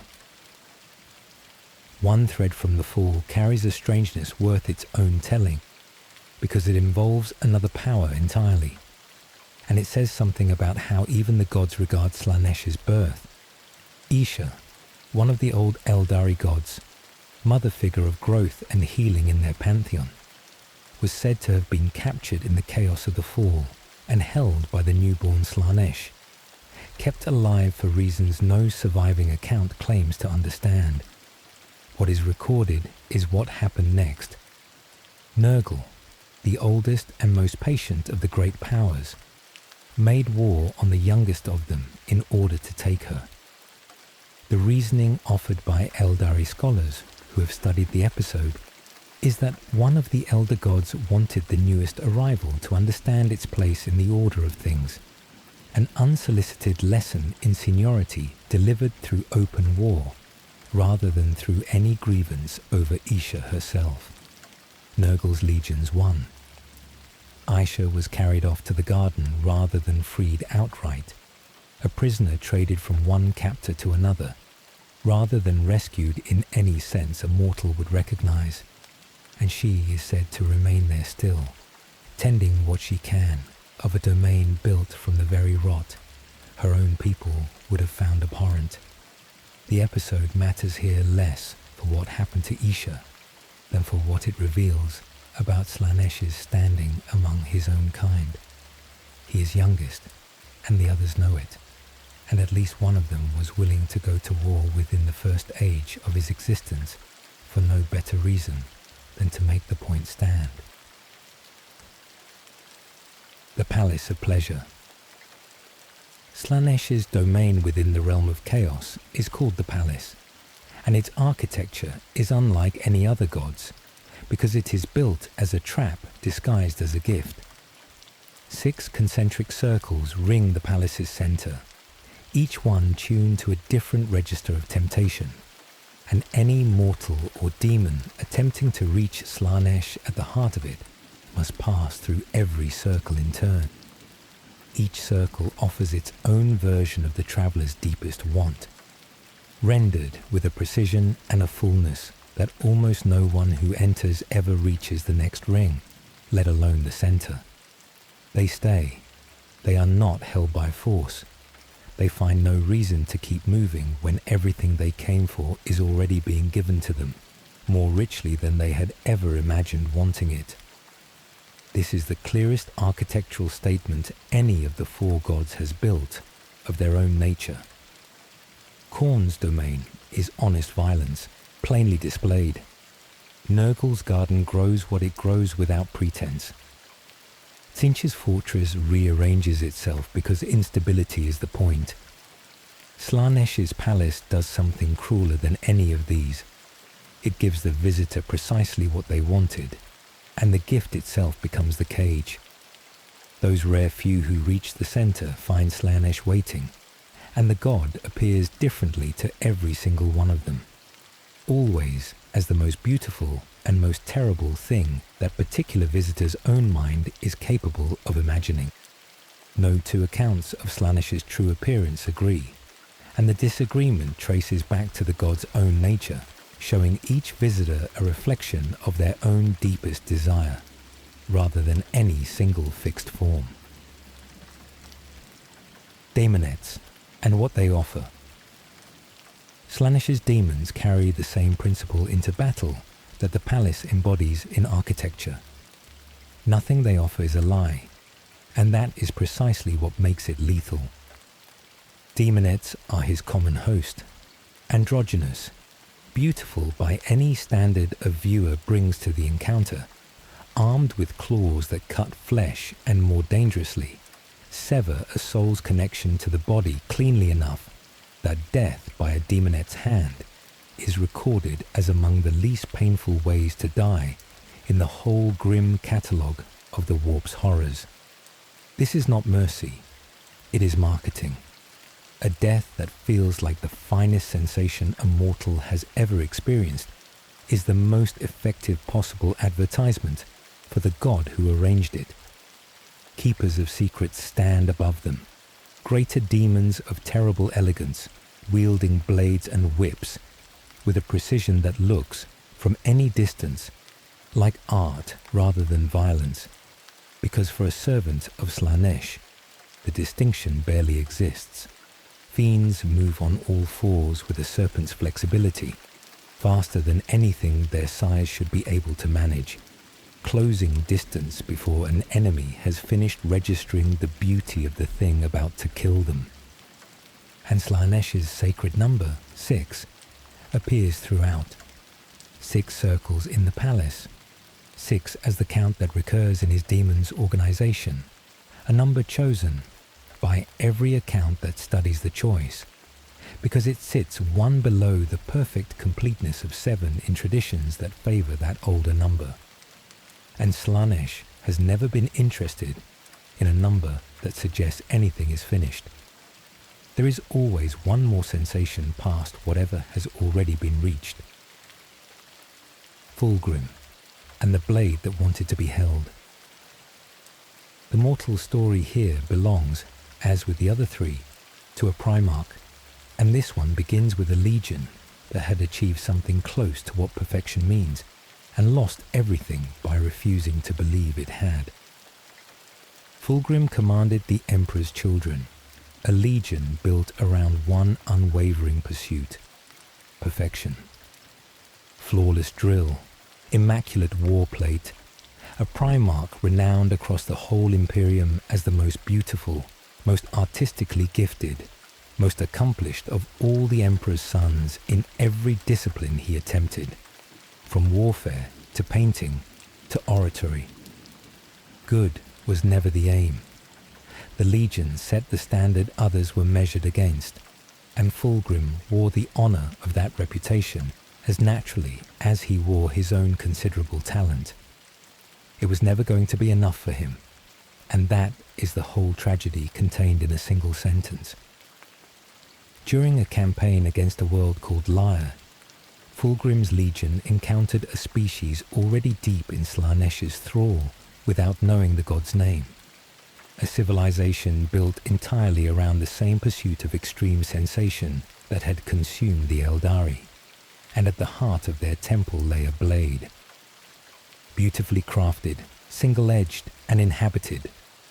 A demon blade housing a servant of the Prince of Pleasure, offered to Fulgrim through whispers and temptation rather than through force, because force was never the method this particular god preferred. Fulgrim took the blade. What happened afterward has been described many ways by many chroniclers, but the through line in every version is the same. A being already obsessed with reaching the furthest edge of what perfection could mean found in the blade's daemon. A voice that agreed with him entirely, that confirmed every suspicion he had ever harbored that discipline and restraint were holding him back from something greater. The obsession did not need to be planted. It needed only to be told it was correct. The legion that chased every sensation. What the Emperor's children became afterward is the clearest illustration in the whole mythology of what happens when Slaanesh's promise is taken all the way to its conclusion, rather than stopped part way. Under Fulgrim's direction, and with his brother Horus's encouragement during the earliest days of the heresy, the Legion turned its old pursuit of perfection toward sensation itself, and the results were catastrophic by any standard except their own. Battle became indistinguishable from ecstasy. Bodies once maintained to an impossible standard of physical perfection were modified instead toward an impossible standard of sensory extremity. Implants, mutations, adornments that would have horrified the Legion's earlier incarnation, embraced now as the next step on the same road they had always been walking. Noise Marines emerged from this transformation. Warriors whose sonic weaponry delivers pain and pleasure in the same instant to anyone caught within its range. Sound turned into a weapon precise enough to rupture flesh and armor alike, and every kill experienced by the wielder as a wave of pure sensation, rather than as an act of violence at all. The screaming of the dying and the music of the weapon blur into a single performance, and the Emperor's children who perform it are, by their own accounting, still pursuing the very perfection they always claim to want. They have stopped believing that perfection has a ceiling. That is all. Fulgrim himself, possessed for a long period by the demon bound in the lair blade before that corruption merged all the way into his own nature, ascended in time to become a demon prince of Slaanesh, his once celebrated beauty reshaped into something serpentine and vast, alluring and horrifying in the same breath, which is as precise a physical description of his patron's whole nature as the mythology offers anywhere. Lucius, who cannot be killed in a way that sticks. One follower deserves particular mention, because his story shows what Slaanesh grants a mortal who holds nothing back, rather than what he grants a Primarch, who was already extraordinary before the god ever touched him. Lucius served as a captain in the Emperor's children before the Legion's fall, already vain, already obsessed with his own swordsmanship, already the kind of officer who treated every duel as a performance staged for an audience of one. Slaanesh's gift to him, earned across centuries of theatrical, self-glorifying combat, was a peculiar and specific immortality. When Lucius dies, and he has died many times, his soul does not depart. It transfers into the body of whoever struck the killing blow, displacing that person's own consciousness and leaving Lucius alive again in unfamiliar flesh, which he then reshapes, given enough time, back into some approximation of the vain and beautiful swordsman he has always considered himself to be. It is a fitting gift from this particular god, because it grants precisely what Lucius always wanted, which was to never really lose, while ensuring that every victory he claims comes at the direct expense of someone else's continued existence. The prize and the cost arrive in the same package, indistinguishable from each other, which is the signature of everything Slaanesh has ever offered anyone. The hunger with no flaw. We close with the same structural trap that binds every one of the four gods, expressed here in its cruelest form, because Slaanesh's version of the trap bears down on individuals with the same weight it bears down on the god himself. A sensation experienced once loses its power the second time. The same pleasure repeated becomes ordinary, and the ordinary holds no interest for a follower who has committed to this god's creed, which means every devotee is locked into a structure identical to the one that created Slaanesh in the first place. Each experience must exceed the last, indefinitely, with no natural ceiling and no point at which enough has been reached, because enough is a concept this particular god's whole existence is built to make impossible. The Eldari learned this before anyone else did, at a cost no other species in the galaxy has paid, and they learned it by living through the mechanism from the inside rather than by studying it from a safe distance. Their empire did not fall to an enemy. It fell to the internal logic of its own appetite, pursued by a species with the power to indulge that appetite without restraint, and the misfortune of never encountering a limit until the limit arrived all at once, grown to its full size and screaming. Every civilization capable of exceeding its own needs carries the same seed within it, that the Eldari carried. The Imperium's own hive-world pleasure cults, the salons and gentlemen's clubs across 1,000 worlds that begin as nothing more sinister than fashionable indulgence and end, by slow and unmarked degrees, in the same condition the Eldari found themselves in at the height of their glory. Slaanesh does not need to conquer these worlds. He needs only to wait for them to want once more, a little more than they already have. Sleep well. Tomorrow the four of them turn on each other, and we watch the game they cannot stop playing. 4 powers now stand assembled in this account. A god of slaughter, a god of decay, a god of scheming, a god of appetite without a flaw.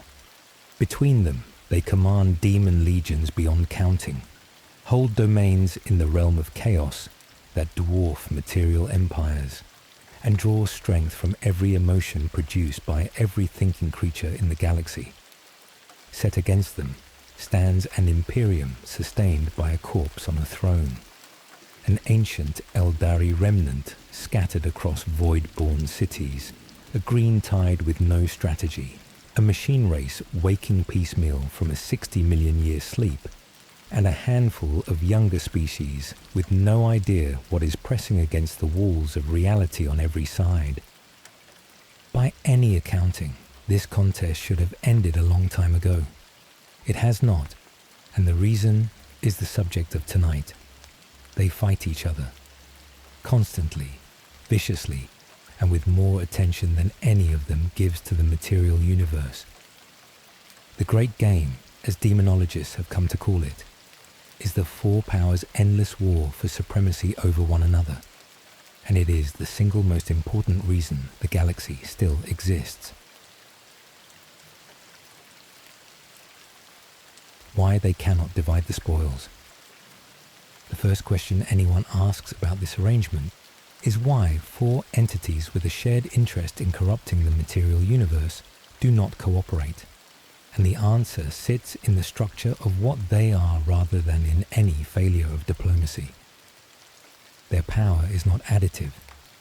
It is proportional, drawn from a finite pool of mortal feeling, and every unit of emotion the galaxy produces goes to one of them rather than to all 4.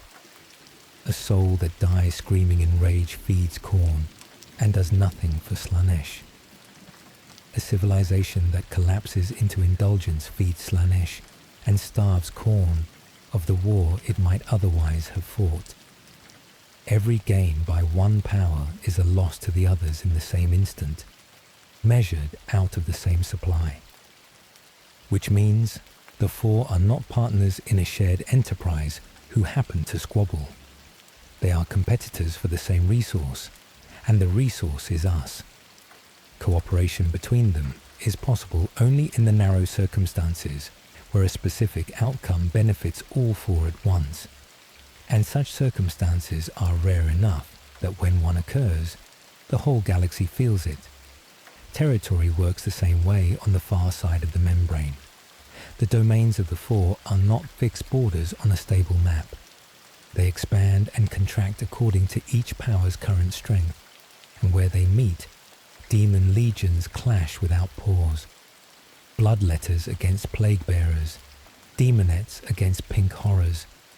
Wars fought in a place where nothing dies permanently and nothing is ever settled. Waged for ground that shifts underneath the armies contesting it. The Great Feud. 2 rivalries in the game run deeper than the others, and the deepest of them sets Khorne against Slaanesh. The reasoning has been touched on already, and it deserves a fuller account here. Khorne's creed is violence performed for its own sake, by a warrior who closes distance and settles the matter, wanting nothing from the act except the act. Slaanesh's creed treats every experience, violence included, as raw material for sensation, something to be refined, savoured, and improved upon. When a Slaaneshi champion kills, the killing is a means to a feeling. When a Khornate champion kills, The killing is the whole of it. Khorne recognizes in that difference something closer to an insult than a disagreement. A follower of Slaanesh on a battlefield is performing the same physical act as a follower of Khorne while pursuing an entirely opposed purpose, and the blood god regards this as the theft of his own domain for a decadent end. The rage this provokes in him surpasses anything the other two powers can stir up, and Slaanesh, who understands his temperament better than any other entity in the realm of chaos, has found the provocation useful more than once. The Scarbrand affair, described earlier in this account, remains the sharpest example. The Prince of Pleasure engineered the fall of Khorne's greatest servant through nothing more than patient whispering, and the punishment Khorne inflicted in response cost him his finest commander and left the galaxy with a wandering engine of pure wrath. Slaanesh gave up nothing and gained the amusement of watching an older god destroy his own best asset. The quieter rivalry.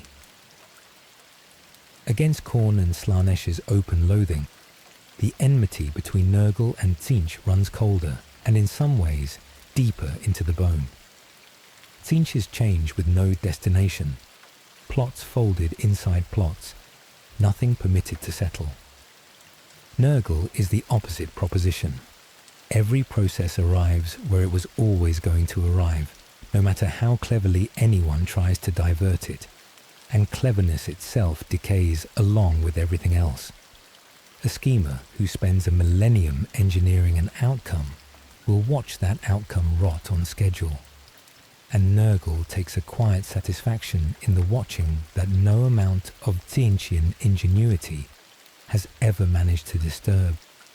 Their armies meet often, because both powers are drawn toward the same territories for opposite reasons. Tzeentch wants to remake what he finds. Nurgle wants to let it finish becoming what it was already becoming. Neither commits his full strength to these clashes, and neither appears interested in resolution, which is, in both cases, a position consistent with their natures rather than a strategic choice either of them made. There is a second layer worth marking here. Nurgle's war on the newborn Slaanesh over Isha, recounted in an earlier part, established something about the grandfather that the game has respected ever since. Of the four, he is the one most willing to move against a rival head-on, and the one least concerned with whether the move looks clever. He arrives in force and waits out whatever the response turns out to be. 2 against 2. Out of these hostilities, a rough and unstable structure has emerged, and it is the closest thing the great game has to a shape. Khorne and Nurgle find each other tolerable. Both are direct. Both despise scheming and refinement. Both take their fuel from processes that require no cleverness on the part of the mortals producing them, and both regard the other two powers as engaged in something faintly ridiculous. Alliances between their forces occur with some regularity, and while trust is the wrong word for the relationship, a shared contempt for the alternative serves nearly as well. Tzeentch and Slaanesh find each other equally congenial for the mirrored reason. Both work by subtlety. Both cultivate their followers rather than merely collecting them. Both understand corruption as an art requiring patience and precision. And both regard Khorne's approach as the crudest possible use of a mortal soul.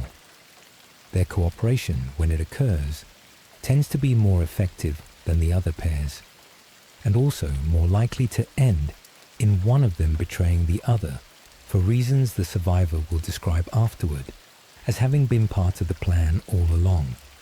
These pairings hold only until they stop holding.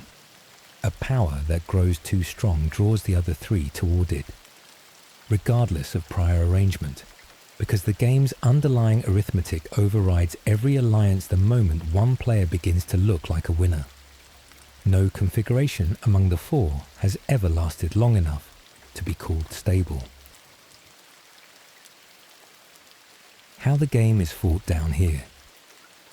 The Great Game is not confined to the realm of chaos. Its most consequential battles are fought in the material universe, using mortals, and most of those mortals have no idea they are pieces rather than players. Consider the traitor legions. 9 of them fell during the Horus heresy, and in the 10,000 years since, the ones bound to particular powers have spent as much effort destroying each other as they have spent on the Imperium. World Eaters warbands and Emperor's Children warbands have fought campaigns against one another across the Eye of Terror, whose casualty figures dwarf many of their raids into Imperial space. Death Guard and Thousand Suns have clashed over objectives neither force could explain in terms a strategist would accept, because the objective was never theirs. The pattern holds below the legions too. Chaos cults on the same world, dedicated to different powers, will destroy each other rather than combine against the planetary governor who would happily execute them both.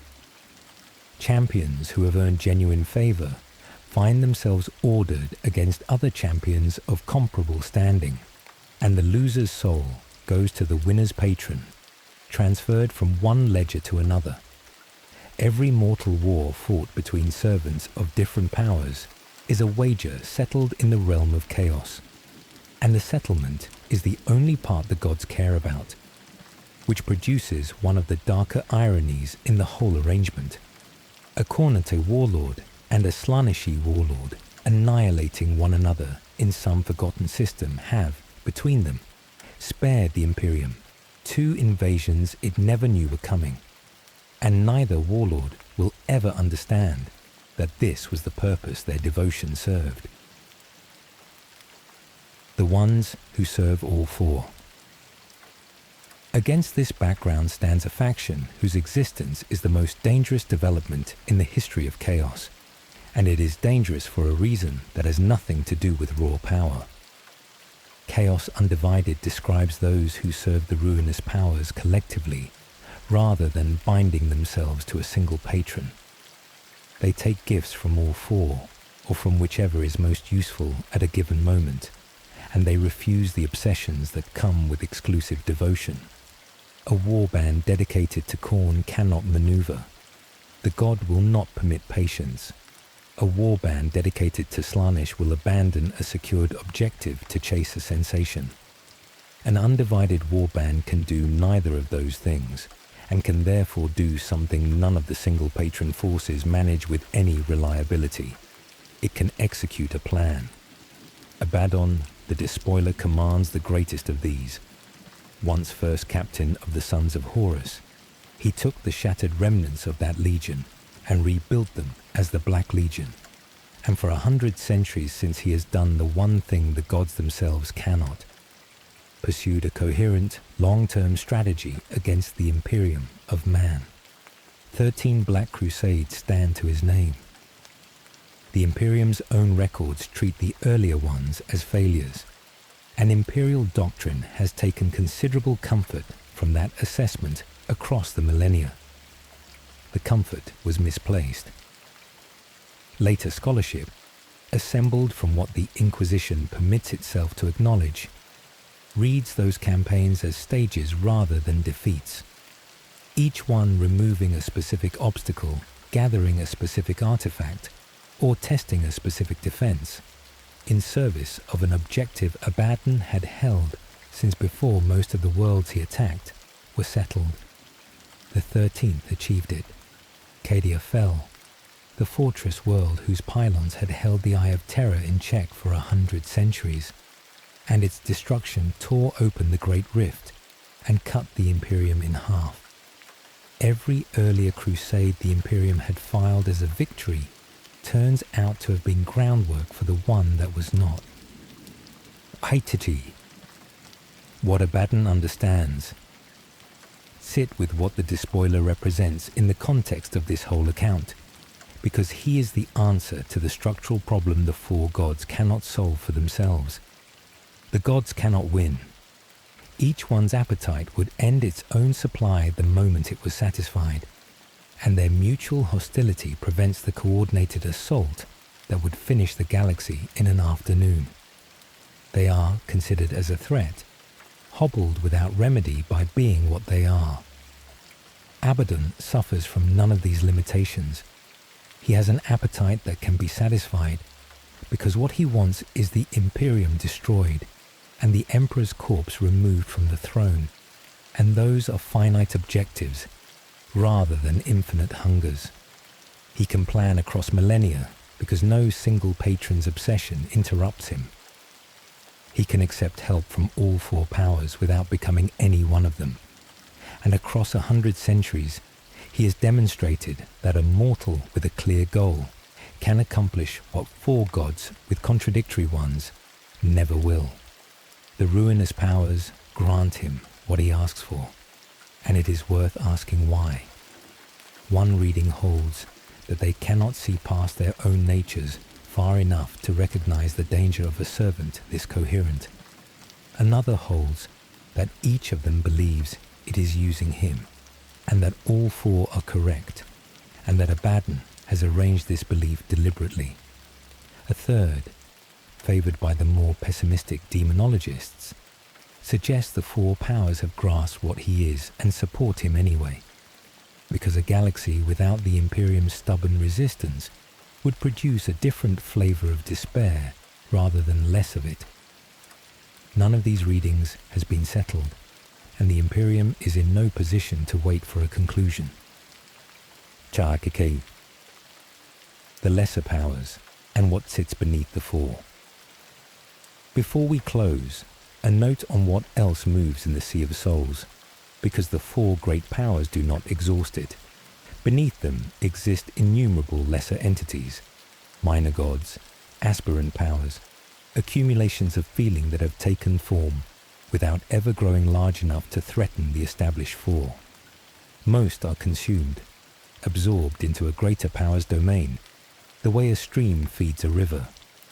A few persist in obscurity, cultivated by small cults on isolated worlds, and every so often one grows enough that the four take notice and put an end to it collectively, which is one of the rare occasions on which they cooperate without hesitation.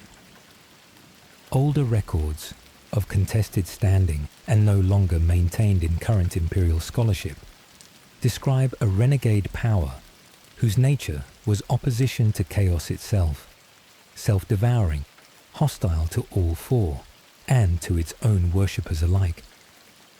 Whether such an entity existed or exists, or was ever more than a heretical rumor propagated by scribes with more imagination than sources, can't be established from anything the Inquisition has released. More consequentially, the Sea of Souls has produced entities that do not belong to chaos at all. The Eldari have spent recent millennia attempting to wake a god of their own dead, a power that would stand against the one that hunts them, and their progress in that project stands among the few hopeful developments in the galaxy's recent history, and the Emperor of Mankind, whatever he was before, has become something in the warp that demons cannot approach, sustained by the faith of untold billions, a presence in the Sea of Souls that grew out of the same mechanism that produced the four great powers. That last point deserves to be left standing without further comment. The Imperium's central religious institution would treat its examination as heresy of the highest order. The mechanism is what it is regardless. The balance that holds nothing up. We close by naming the situation plainly. The galaxy of the 41st millennium survives because four powers capable of ending it in an afternoon are too busy fighting each other to attempt it, not because the Imperium's defenses suffice, not because the Eldari's foresight has secured anything lasting. The great game is the wall, and the wall is made of nothing more substantial than mutual hatred among entities who would otherwise have finished this 100 centuries ago. That wall has been tested once during the Horus Heresy, When the four powers coordinated to a degree the game has not permitted since, elevating a single champion and very nearly taking terror with him. The attempt failed by the narrowest margin any historian would care to record, and the failure has been mistaken ever since for evidence of imperial strength rather than for what it was, a demonstration of what happens on the one occasion the four of them agree on something. They have not agreed since. Abaddon has spent 10,000 years working around their disagreement rather than resolving it, and Cadia's fall is what that patience produced, which leaves the galaxy where it has always been, pressed on every side by an ocean made of its own feeling, defended by nothing except the quarrels of the things that live in it, waiting to find out whether the four will ever again find a single objective they can all agree is worth pursuing together. Sleep well. Tomorrow we go through the gate and walk among the demons themselves. The four powers have been described, and their war with one another, and the mortal legions who serve them. What remains is the population, the countless entities that fill the realm of chaos, that imperial scholarship calls demons, and that almost every account describes wrongly in the same way, by treating them as creatures. They are not creatures. Understanding why is the whole of this part. What a demon is a fish lives in water. It was born, it will die, it eats and moves and reproduces, and the water is its environment rather than its substance. Nearly every description of demons available to imperial citizens assumes this relationship, that demons are beings who happen to live in the warp, the way beasts live in a forest. The relationship runs the other way. A daemon is made of the warp, and more particularly, it is made of a fragment of one God's own essence, given shape and a measure of independent action, while remaining part of the power that produced it. A bloodletter is a piece of Khorne. A plague bearer is a piece of Nurgle. The demon has no separate origin, no parentage, no life story that began somewhere other than in its God's own substance. Consider what follows from that. A demon cannot change patrons because a demon has nothing to change with. It cannot be persuaded to a different view because it has no view that was ever separate from the view it embodies. Its loyalty was never a choice it made and could unmake. The relationship is the one a wave has to the sea, which explains something imperial forces have documented for millennia without a satisfying theory to account for it. Demons of a given power behave with a consistency no mortal army matches. Every servant of Khorne charges. Every servant of Nurgle advances without hurry. Doctrine has nothing to do with it. They are expressing what they are made from, and no more capable of doing otherwise than fire is capable of being cold. Form follows feeling.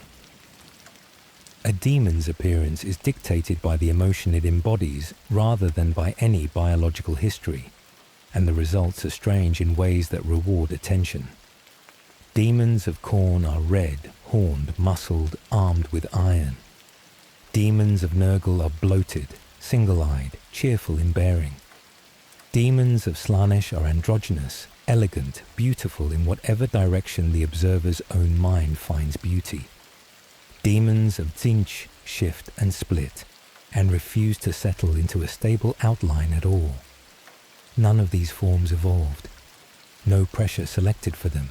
No ancestor bore them. No reason for them exists beyond the fact that this is what rage, decay, appetite and change look like when the sea of souls gives them an outline. A bloodletter is shaped like violence. That is the entire explanation. Within the realm of chaos, form is nearly fluid. A demon may hold its outline or shed it, may grow or diminish according to its god's current strength and its own standing. In the material universe, form becomes a burden. Real space demands consistency of anything occupying it, and holding a fixed shape here costs a demon effort continuously, which is one reason manifestations tend toward the brief and the violent. The longer a demon remains, the more the material universe presses back. Nothing here ends for good. Now the point that reshapes every engagement any mortal force has ever fought against them. When a demon is destroyed in real space, destruction is the wrong word for what happens. It is banished, its manifestation broken, and its essence returned across the membrane to the realm of chaos, where it reforms. The reforming takes time, and the time depends on how thoroughly the manifestation was unmade. A bloodletter cut down by a competent guardsman may be back within years. A greater demon banished by weapons and rites designed for the purpose may take centuries. A being unmade by the specific sanctified means, the Ordo Malleus and its chamber militant, have spent 10,000 years perfecting may be gone for a millennium or more. Gone for a millennium. Not gone. Sit with what this does to the concept of victory. An imperial force that holds a world against a demonic incursion, at whatever cost in lives, has purchased a delay. The entities it banished are reassembling on the other side, and they will remember. Greater demons in particular hold grudges across spans of time that make mortal vengeance look like a passing mood. And imperial records contain cases of named demons returning to the same world, generations later, to finish something the world's grandparents began.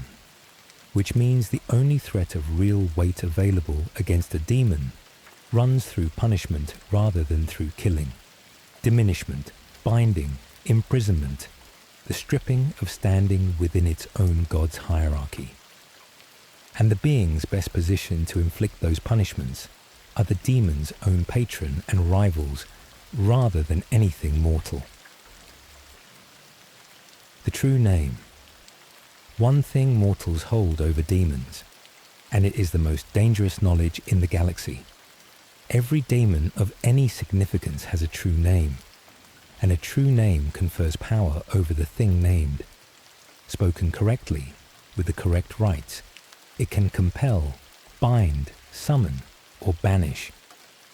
This is the whole foundation of demonology as a discipline, and it is why the Imperium's most severe prohibitions attach to books rather than to weapons. The grimoires that record such names are hunted, burned, and, in certain sealed vaults whose existence the Inquisition acknowledges to almost no one, kept. The contradiction is deliberate. An inquisitor of the Ordo Malleus who intends to banish a specific greater demon may need its name, and acquiring that name means handling the very material the Inquisition executes ordinary citizens for possessing. Radical elements within the Inquisition have gone much further still, binding demons into living human hosts to create demon hosts, weapons of appalling effectiveness constructed by imprisoning a piece of a god inside a body that was, before the binding, a person. The Puritan objection to the practice is not squeamishness. A demon host's binding holds only as long as the rites hold, and a demon spends every moment of its captivity working on the seams. The graveyards of radical inquisitors are full of people who are confident about their seals. 3 ways in. Demons reach the material universe by 3 routes, and the differences between them matter more than the shared outcome. The first is summoning, a ritual performed by mortals, opening a passage and calling something through it. This requires knowledge, sacrifice, and usually a psyker, and it is the method that gives the summoner the most control and the least safety. A summoning that succeeds produces a demon under some measure of compulsion. A summoning that goes slightly wrong produces a demon under none, standing in the room with the people who invited it. The second is possession. A demon enters a body rather than manifesting its own form, and psykers are the most vulnerable vessels, since their souls already sit close against the membrane. An untrained psyker under stress can be taken without any ritual at all, without any summoner, without anyone in the vicinity having the least idea what is happening until it has happened. Machines are not exempt either, and the Adeptus Mechanicus maintains rights against the possession of its engines that its adepts perform, without discussing why. The third is breach. Where the membrane between real space and the warp fails, daemons come through without invitation, in numbers limited by nothing except the size of the tear. Warp storms weaken the barrier. So do certain events, mass sacrifice, the death of a powerful psyker, an atrocity concentrated enough to thin reality in the place where it happened. The Geller field failures described earlier in this account produce the same outcome on a smaller scale, inside a single hull, with nowhere for the crew to go. And the largest breach of all remains open. The Great Rift, torn when Cadia's pylons fell, is a tear across a substantial portion of the galaxy, through which incursion requires no ritual and no summoner. Worlds along its length now experience demonic manifestation as an environmental condition, rather than as an event, and Imperial doctrine has been rewriting itself around that fact ever since. Demon worlds. Inside the Eye of Terror, and now along the Rift, sit planets where the material universe has lost the argument. A demon world is a place where the warp has overridden physics. Geography rearranges itself. Distances change between one crossing and the next.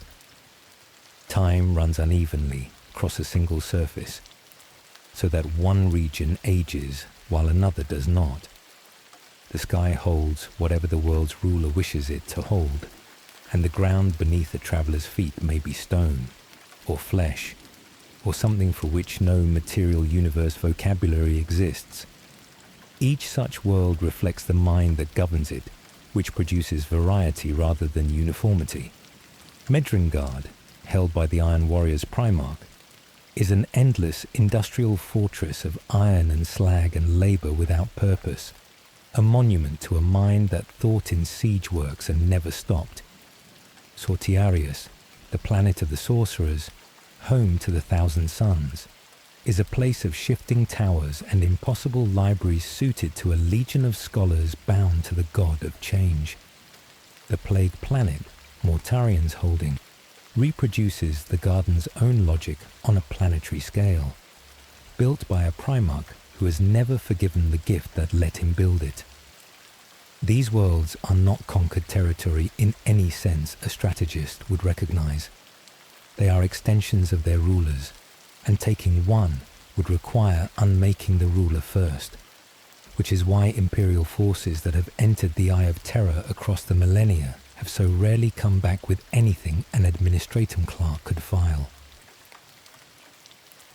What a Diamond Prince is, and what it costs. Demons made from a god's essence are one population. A second population exists alongside them, and its members were mortal once. A demon prince is a champion elevated, a mortal who served a power well enough, long enough, and spectacularly enough, that the power remade them into something immortal. The gifts are considerable. Physical power beyond any mortal frame, a lifespan without end, a demon world to rule if the god is generous, and a place in the hierarchy above every mortal who ever served alongside them. And the price is the ceiling. A demon prince has arrived. There is nothing further to become, no advancement left to earn, no possibility of the ascension that motivated every year of mortal striving that led here.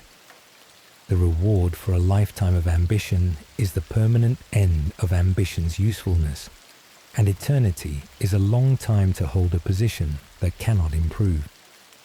Worse, the elevation is revocable. A god who tires of a demon prince, or who judges one to have failed, can strip the standing away, and what remains afterward falls well short of death. It is spawnhood, which we will come to shortly. Every demon prince in the Eye of Terror understands this, and the understanding shapes their conduct in ways that mortal followers find difficult to read.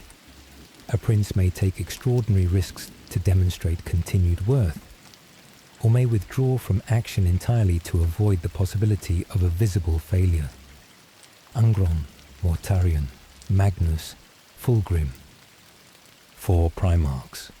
4 of the most gifted beings the Emperor ever created, each of them now occupying a position from which no further movement is possible, in service to a patron who could revoke it for as long as the galaxy lasts. Be'lakor, the first damned.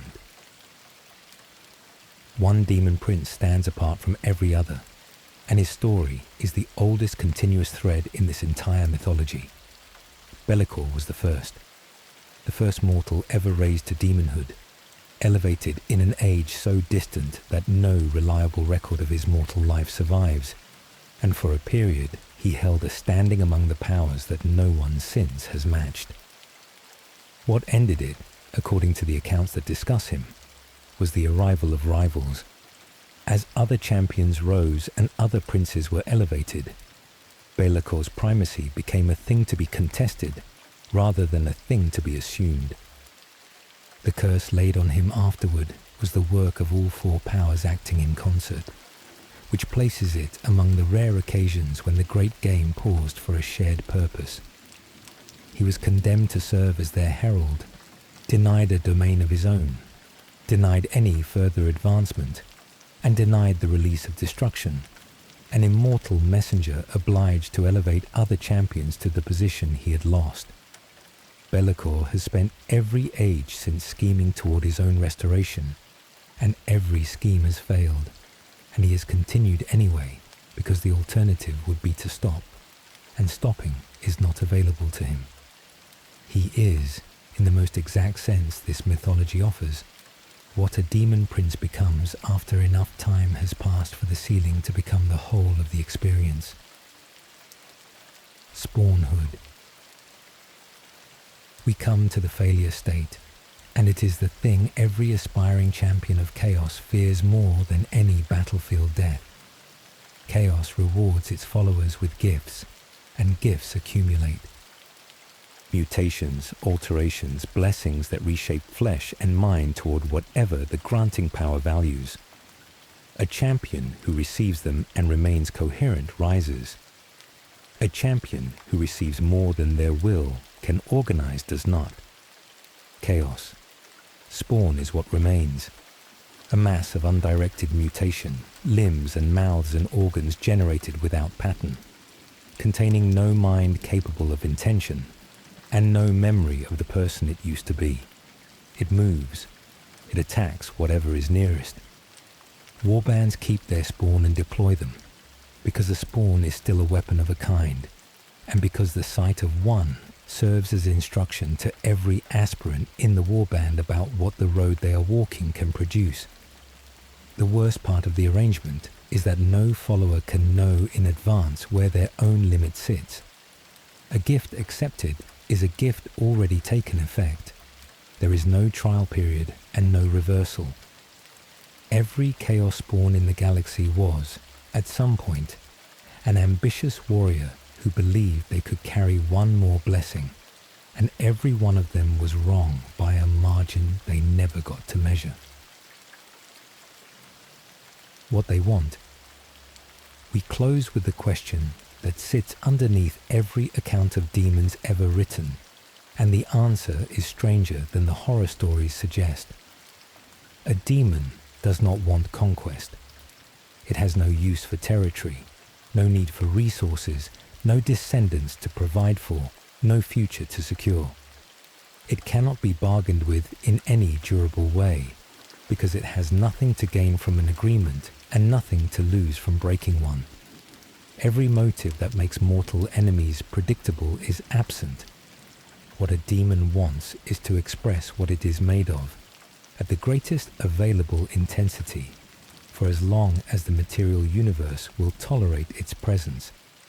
A bloodletter wants to kill because it is made of the wanting.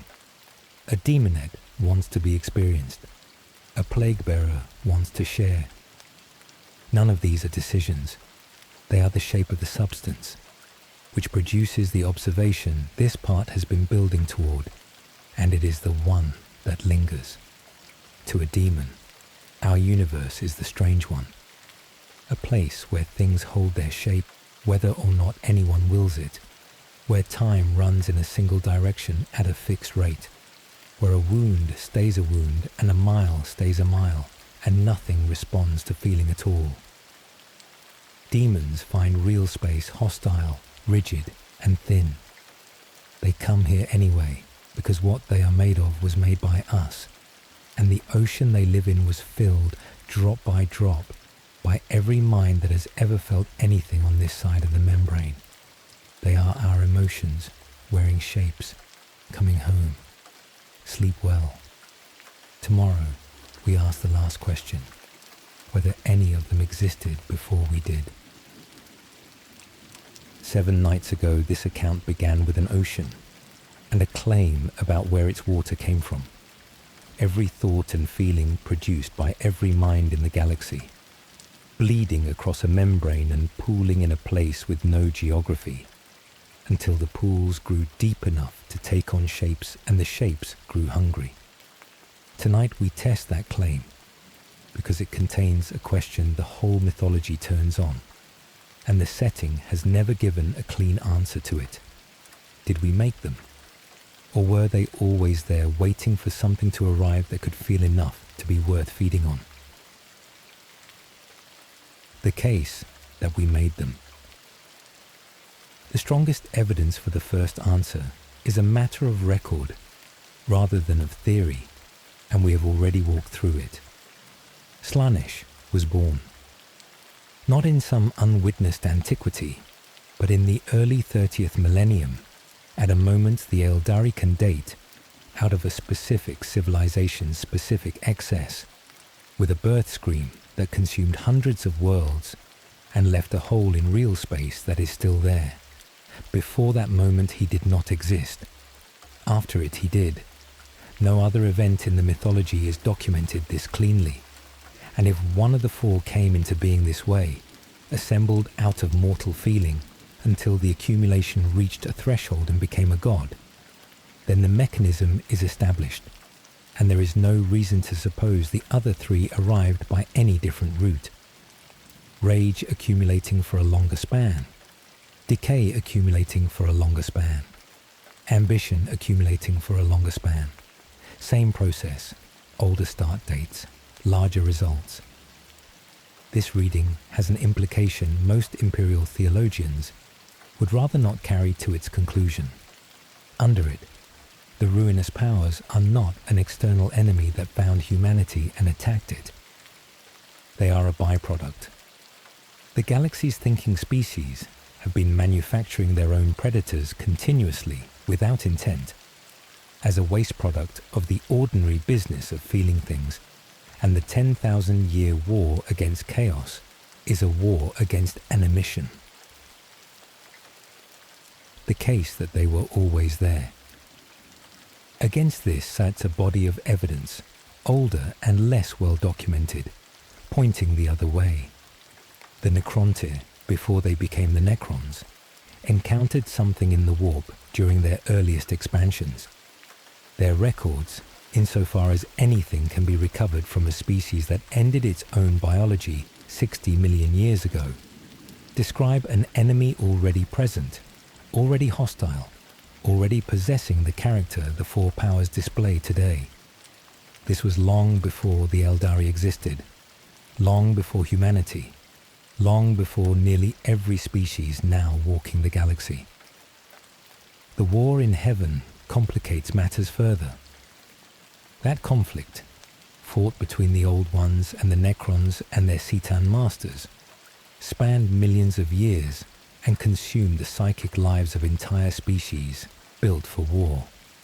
and the warp during that period is described as having boiled with the feeling of it. Some accounts hold that Khorne, Nurgle and Tzeentch coalesced out of that war, born of a slaughter on a scale nothing since has matched. Others hold that they were present before it and grew fat on it. Neither version can be verified, because the only surviving witnesses are a machine race whose memories were rewritten by their own transformation, and a scattered remnant of one Old One creation who have their own reasons for how they tell the story. Consider also the simpler argument. Rage, decay and hunger do not require civilization. They do not even require intelligence. Every organism that has ever fled a predator has produced fear, and predation is older than thought by a margin no one can measure. If the warp responds to feeling, it has been responding for a very long time, to feelings far cruder than anything the Eldari refined into an art. The primordial annihilator. There is a third position, and it belongs to the oldest sources available, and it reframes everything this account has described across 7 parts. The old ones did not speak of 4 gods, neither did the Necrontyr. Both referred to a single entity, which surviving fragments render as the primordial annihilator, not a pantheon with rivalries and alliances and a great game, but one thing, hostile to material existence as such, which the younger species have since mistaken for 4 separate powers, because 4 is how it presents itself to minds like ours. Under this reading, the great game described in an earlier part is a costume rather than a conflict. Khorne, Nurgle, Tzeentch and Slaanesh would be 4 faces of one hostility, and the wars between them, the feuds and betrayals and shifting alliances that have kept the galaxy alive for 10,000 years, would be a performance staged for an audience that cannot perceive the whole. The reason to take this seriously, rather than dismissing it as antique confusion, is that the alternative requires an unlikely coincidence. 4 independent accumulations of mortal feeling, arising separately, happening to divide the whole spectrum of sentient emotion between them without overlap, and happening to fall into a balance that prevents any of them from finishing what all 4 want. That is either the most fortunate arrangement in the history of the galaxy, or it is not an arrangement at all. No one can settle this. The 2 oldest species who might have known have both been unmade, one by extinction and one by its own hand. What the Necrons did about it. That last phrase deserves unpacking, because the Necrons' answer to the warp is the most extreme measure any species has ever taken against it, and it worked. The Necrontyr were a biological people, short-lived and sickly under a hostile sun, and they made a bargain with the Citan that ended their biology altogether. Biotransference stripped them out of their bodies and installed them in metal, and the process consumed nearly everything that made them what they had been. Their flesh went, their capacity for most feeling went, and their souls, as far as anything in the galaxy can determine, went with it. The result is a species with almost no presence in the Sea of Souls at all. A Necron cannot be possessed.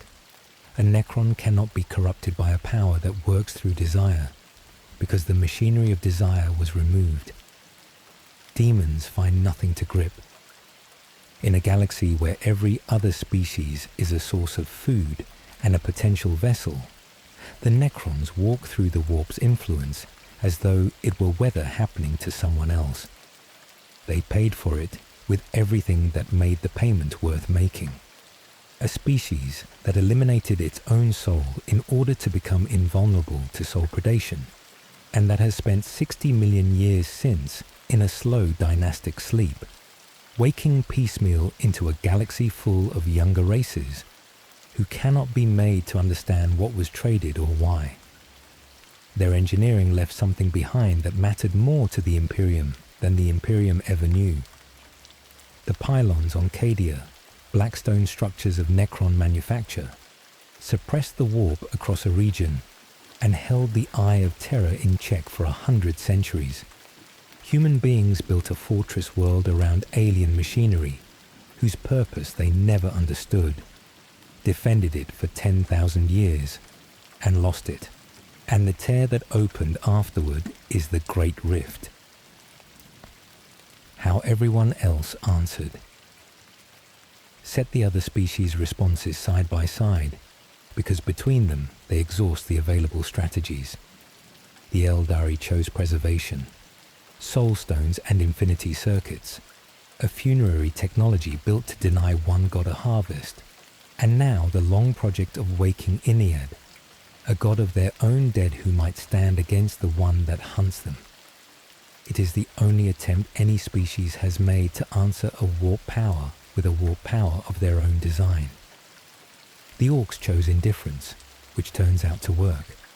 Their gods are real, present in the Sea of Souls, and the Orcs are not troubled by this in the slightest, because Gork and Mork want from them the same thing they already want for themselves.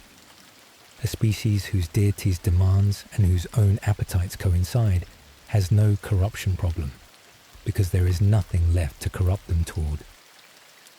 The Toe were dealt a strange hand.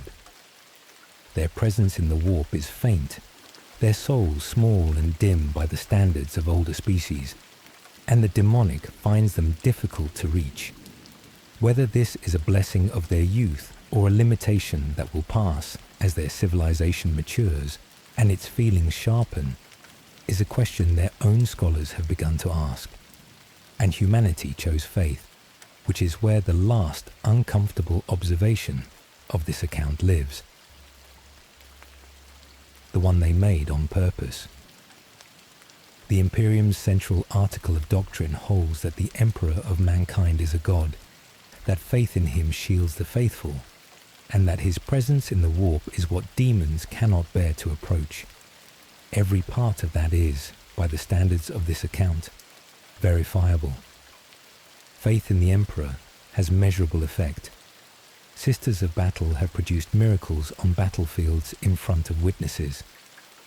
Demons recoil from his presence, and the Astronomicon burns out of the Golden Throne across half a galaxy. Something is there, and it is large.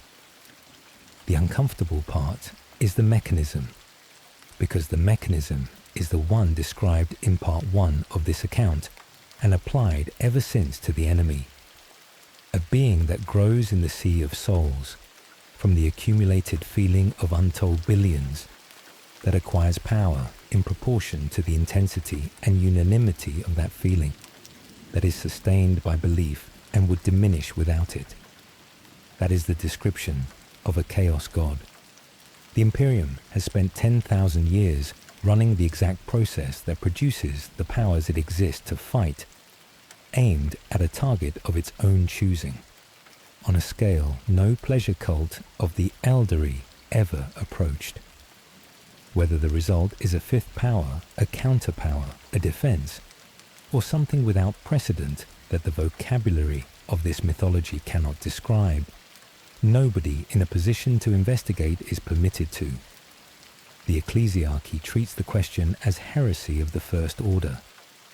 The Inquisition has departments that think about very little else and publish nothing. What can be said is that the Emperor, whatever else he is, sits at the intersection of both answers to tonight's question.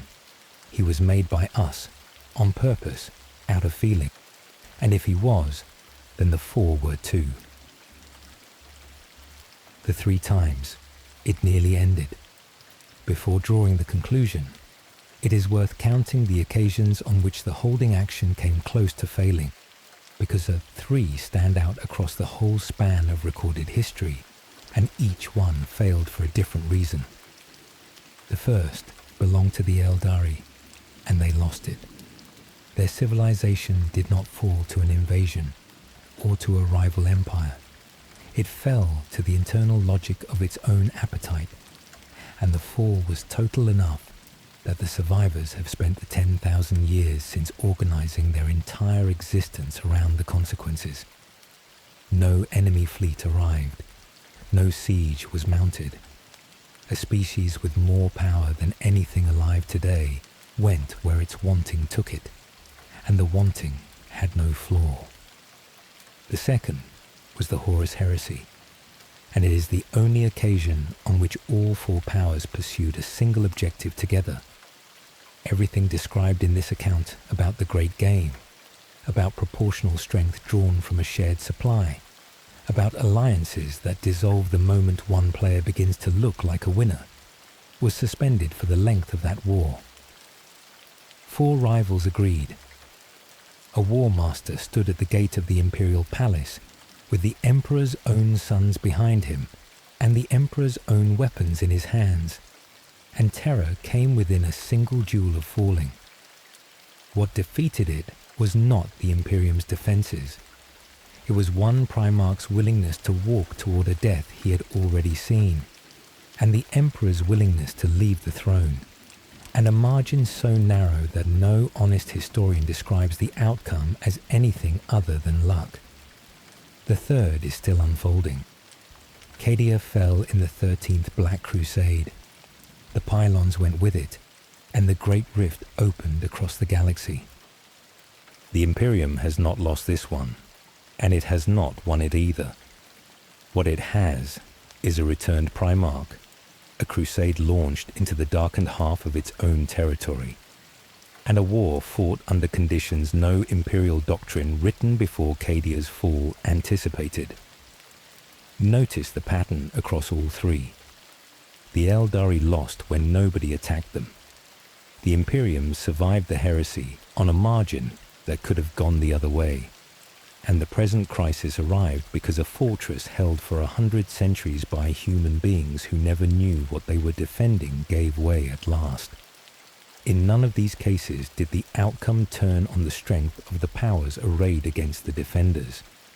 It turned on what the defenders were, and on what they were willing to become. What follows from either answer?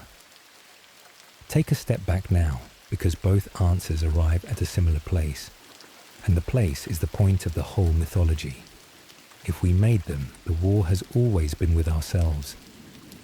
Every campaign fought against chaos is a campaign against an emission of our own species and every other, and no victory in the material universe addresses the source, because the source is the ordinary condition of being a creature that feels.